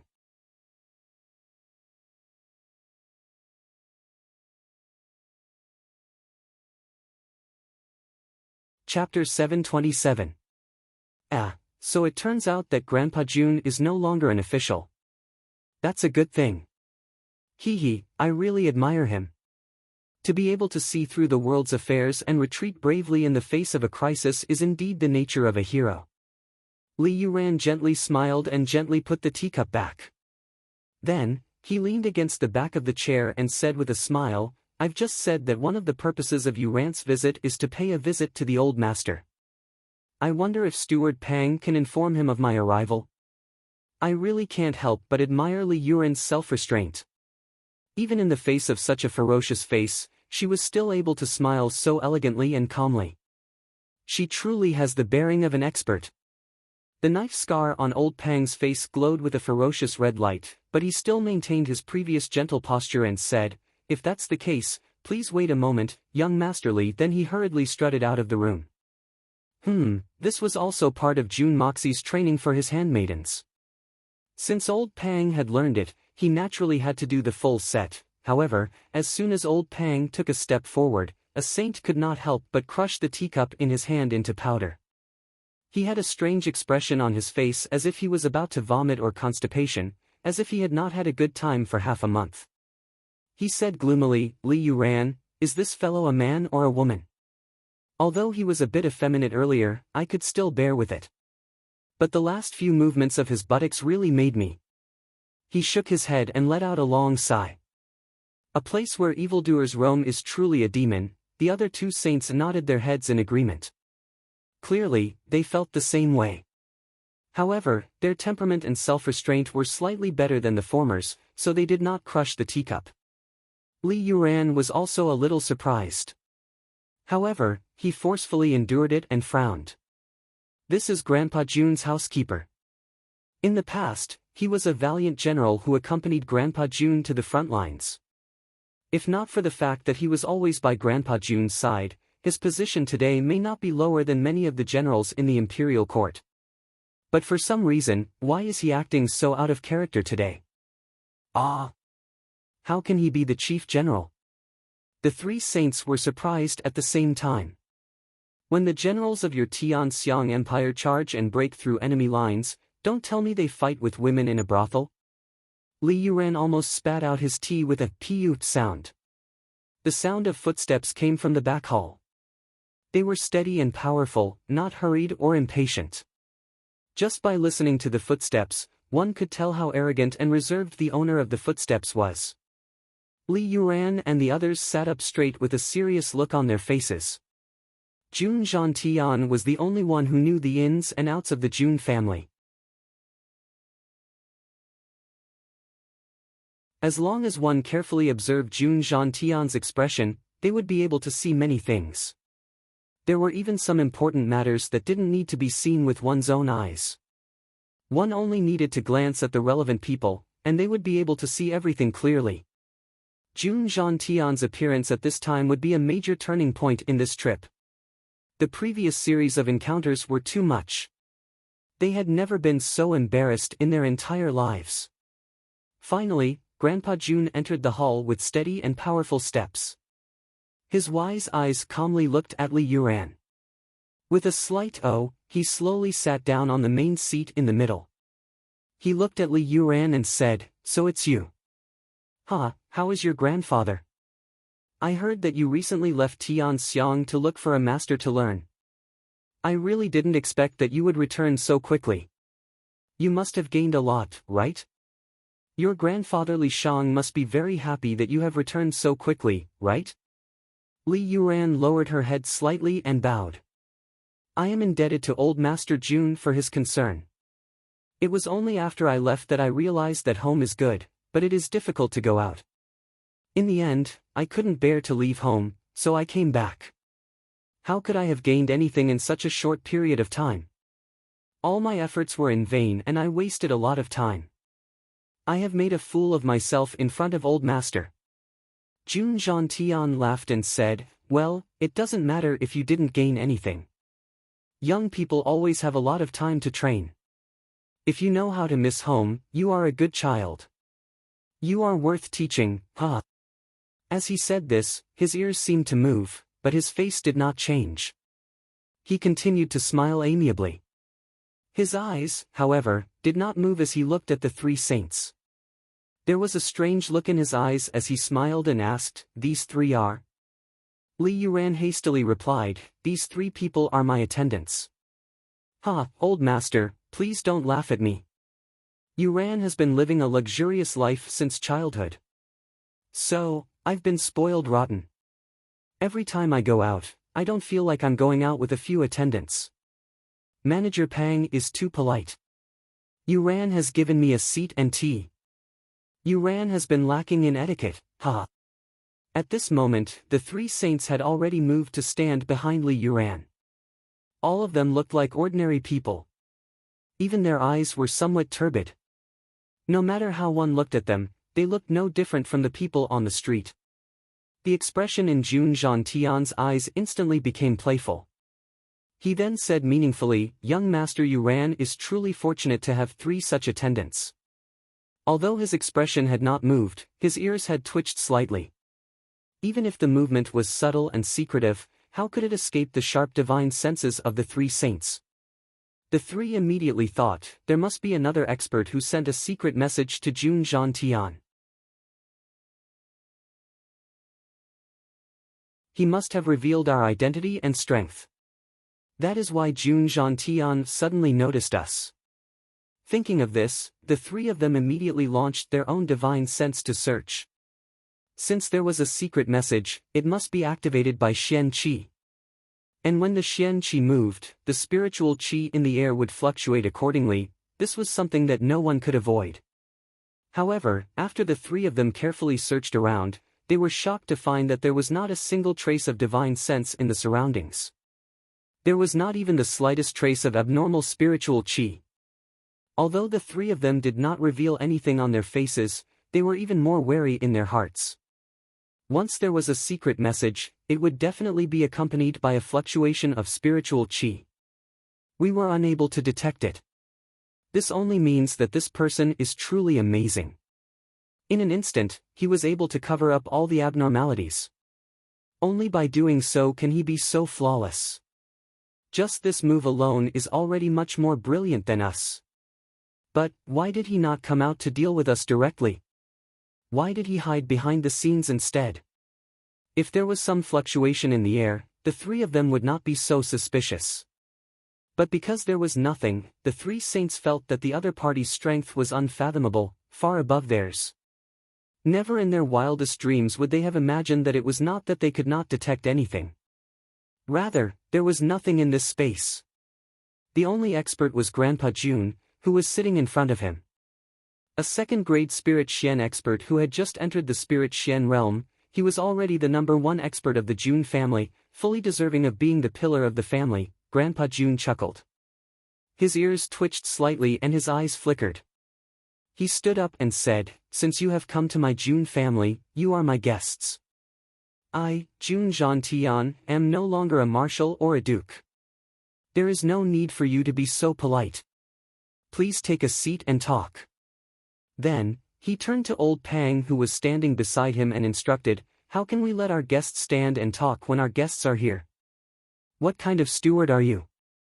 Go, there is no need for you to serve us here. Old Pang was a yes man and did not try to defend himself. Instead, he repeatedly admitted his mistake. Then, he shook his shiny, slicked back hair and walked out with his buttocks swaying like a cat. On the surface, Grandpa Jun's expression did not change. However, old Pang's few steps had caused his heart to jolt fiercely. If he did not know that this was a matter of life and death, he would have been dumbfounded. But right now, all Grandpa Jun needed to do was to remain calm. Moreover, he needed to maintain absolute calmness. Only then would he be able to deal with this obstacle before him. This was a crisis that could easily lead to the destruction of his family. Grandpa Jun understood this very well. The moment he saw Li Yuran and the three saints, he understood. Of all things, you, Li Yuran, should not have brought these three people here. They did not look any different from ordinary people. They did not even have the slightest bit of Xian Qi cultivation. This was not fake at all. However, how could these people without any cultivation serve as young Master Li's bodyguards? Who are you trying to fool? This loophole is too obvious. Young Master Li Yuran is a very cautious person. Do you really have the guts to go out with only 3 ordinary people as your bodyguards? Especially at the Jun family. There must be something fishy going on with these 3 people. In this world, it was possible for experts to hide their strength. But no matter how skilled they were, they would not be able to be like Jun Moxie, who could display whatever level he wanted. They would either hide everything or not hide anything.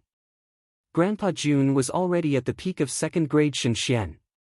He was confident that he would be able to see through Shenxian's cultivation at a glance. But these 3 attendants were obviously ordinary people. No matter how he looked at them, they were still ordinary people. So, Grandpa Jun immediately raised his guard. There were only 2 possibilities. First, these 3 people were ordinary people. Second, these 3 people's cultivation was much higher than his. It was so high that they could perfectly conceal their strength. So, he could not see through them. Grandpa Jun did not even think about it and immediately rejected the first possibility. It must be the second possibility. Because others might be able to bring these 3 people out, but not Li Yuran. So, these 3 people must be experts. And they must be super experts, super strong experts. Although these 3 people's every movement, even their eyes and temperament were no different from ordinary people, they did not look like ordinary servants. Moreover, their faces were expressionless, which made them look even less like ordinary people. Each of them did not have the slightest bit of insight. They did not know how to flatter and serve their master. Such people, even if they were to follow Grandpa Jun, he would have kicked them out. Li Yuran, who had always been strict and demanding, had actually brought along 3 good-for-nothings to pay a visit to his house. This was the biggest joke in Tianxiang City. So, Grandpa Jun immediately recalled his grandson's words, fake and real, deliberately mystifying.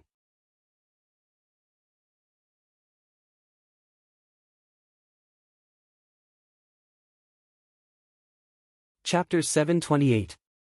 Today's 4th chapter. Continue to work hard on the 5th chapter. From this chapter onwards, we will enter the 5th chapter, the war for seizing the heavens. And our evil monarch, from now on, will enter the countdown. A total of 6 chapters. We have already finished writing the first 4 chapters. The curtains have already been drawn on the 5th chapter. Therefore, we urgently beg, in this last month of 2010, let us shine. Thank you. Grandpa Jun smiled and said, the 3 of you have traveled far. The Jun family's hospitality is not satisfactory. Please take a seat. The 3 saints looked at Jun Zhantian and suddenly laughed. They smiled faintly and took their seats. As expected of an expert. The 3 of them knew that their actions had been seen through by an expert in the dark. Thus, they did not bother to hide anymore and revealed their true appearances. Immediately, the demeanor of an expert was revealed. Grandpa June was indeed a wily old fox. Without even batting an eyelid, he was able to make the three saints give themselves away. However, there was also an element of preconceived notions in the minds of the three saints. They felt that there was an earth-shattering expert hidden in the June family. If the three of them continued to pretend, they would inevitably become a laughingstock. After being tricked by June Tian, it would be strange if they did not give themselves away. It would be better to stop pretending and be frank and natural instead. Li Yuan almost wanted to stomp her feet. Aren't these three too easily fooled? You are saints, the strongest existences in the world. How could you expose yourselves with just a few simple words from someone else?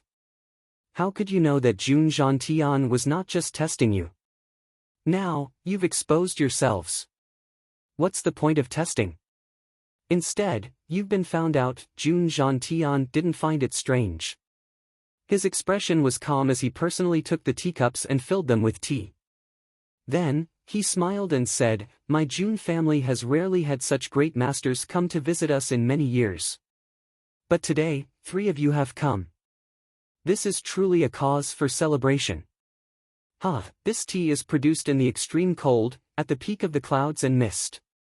Picking the spirit of the cold winter, swallowing the ethereal spirit of the wind and snow. Experiencing the tempering of heaven and earth, receiving the grace of the sun and moon. In the spring, the three green buds are plucked in the mouth and dried in the breast. This process is repeated over and over to obtain this tea. This tea is the legendary Snow Beauty 99 tea. It was said that over the years, the annual income was at most 8 taels of silver. Even if one had billions of gold, it would still be hard to find. The three of you can have a taste and see if they are to your liking." June Tian chuckled. With the joy of an old friend reuniting with him, he politely offered tea. Surprisingly, there was even a hint of showing off. "Oh? This tea is actually so precious." One of the saints raised his eyebrows in surprise. He slowly picked up the cup and took a sip. The tea was hot, but the moment it entered his mouth, it was like a line of ice going straight down to his stomach. Following that, his internal organs seemed to instantly feel warm and comfortable. His mouth was filled with the fragrance of the tea, but it was light and pleasant. "Good tea. Really good tea." He couldn't help but exclaim in admiration. Such good tea is worthy of being called the best of the best. The June family head is really blessed. June Tian stroked his beard and said happily, "This is something that my grandson, Xia, spent a lot of effort to get as a gift to this old man. It is usually kept in the cabinet, and even this old man is reluctant to drink it. For such esteemed guests, it would be very impolite to serve ordinary tea." At this point, he suddenly changed his expression and said, "Speaking of impolite, this old man is really impolite. It's been so long, and I haven't had the chance to ask for your esteemed names." No matter, this old man is Qi Tianfeng. This is my sworn brother, Sa Qing Lu, and that is my third brother, Cui Changhe." Qi Tianfeng smiled leisurely and said slowly, "June family head, I wonder if we have the fortune to meet that unparalleled expert in the June family." Since they had already been seen through by the other party, they might as well get straight to the point and ask for an audience. If the situation was not good, they could just turn around and leave. Furthermore, there was always a what if.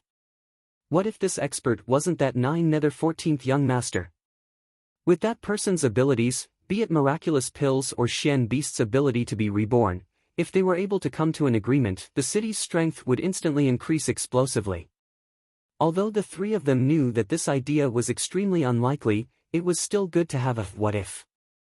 Therefore, they went straight to the point and asked for an audience. These three people had been living in seclusion for a very long time, to the point where even their legends could not be found in the human world. Therefore, June Tian had never heard of these three once glorious names. With Old Master June's character, he naturally would not say any hypocritical and polite words like, "I've long heard of them." Esteemed guests, you really like to joke. Our June family is a small family, how could there be an unparalleled expert? The way the three of you put it really makes me, June Jean-Tian, blush with shame. June Jean-Tian said sincerely. His words were sincere, as if everything he said was from the bottom of his heart. Moreover, he shook his head in shame as he spoke, as if he was very embarrassed. He felt ashamed to have received the words unparalleled expert from the other party. Sure enough, this guy was determined to go back on his word. The three saints quickly looked at each other, and all of them had the same as expected meaning. It was clear as days. Could it be that the three of us are still not qualified to see that person? Chi Tian Feng chuckled, his fingers lightly tapping on the table as he said word by word. Although his tone was a little overbearing, his voice was gentle and calm. However, even June Jean-Tian, who was sitting cross-legged, had a strange feeling when he heard this gentle and slow voice. It was as if he could clearly see these words fly out on their own, straight up to the clouds, and then explode in the air, one word at a time. Like thunder in the clear sky, like the wrath of the thunder god. But there was no effect on what was below. The words spoken were illusory, how could he clearly see them fly out? This was something incomprehensible, but June Jean-Tian felt that his eyes were not playing tricks on him. He saw it, he really saw it. This was not an illusion, he felt it. However, this was a mysterious and subtle feeling. This sentence of Chi Tianfeng's was an act of provocation, revealing his strength. Showing such power in the June family was equivalent to blatant provocation. As long as the person in the dark existed, there was no reason for him not to come out. As expected, just as his words flew into the sky, the three of them saw June Jean-Tian's ears twitch slightly. The three of them focused again and searched, but they still could not find anything. What a marvelous method! Haha, the three of you don't have to waste your efforts. June Jean-Tian smiled. This old man seemed to have heard someone say that it's not the time yet. I wonder if the three of you heard it, haha. There was a hint of contempt in June Jean-Tian's tone. Everyone was able to see it. Contempt? Not the time yet? Chi Tianfeng felt his breathing quicken, and he suppressed it with great difficulty. That's right, it's indeed not the time. Sa Qing Lu and Chui Chang he both had a hint of anger in their eyes. Not the time, he was obviously looking down on the three of them. In other words, the strength of the three of them was not enough to make him come out. There was actually such an arrogant person in this world. They had already issued a provocation, but the other party still did not budge. With the status of the three saints, such a matter was extremely embarrassing. Especially when he said, "It's not the time yet." This was undoubtedly saying, the three of you are not qualified. Not worthy enough for me to come out, go do what you need to do. To put it in simpler terms, go and stay where you are. This matter was really too embarrassing. If it was another place, another person, the three of them would have already made their move and turned this place upside down. Let's see if you come out or not.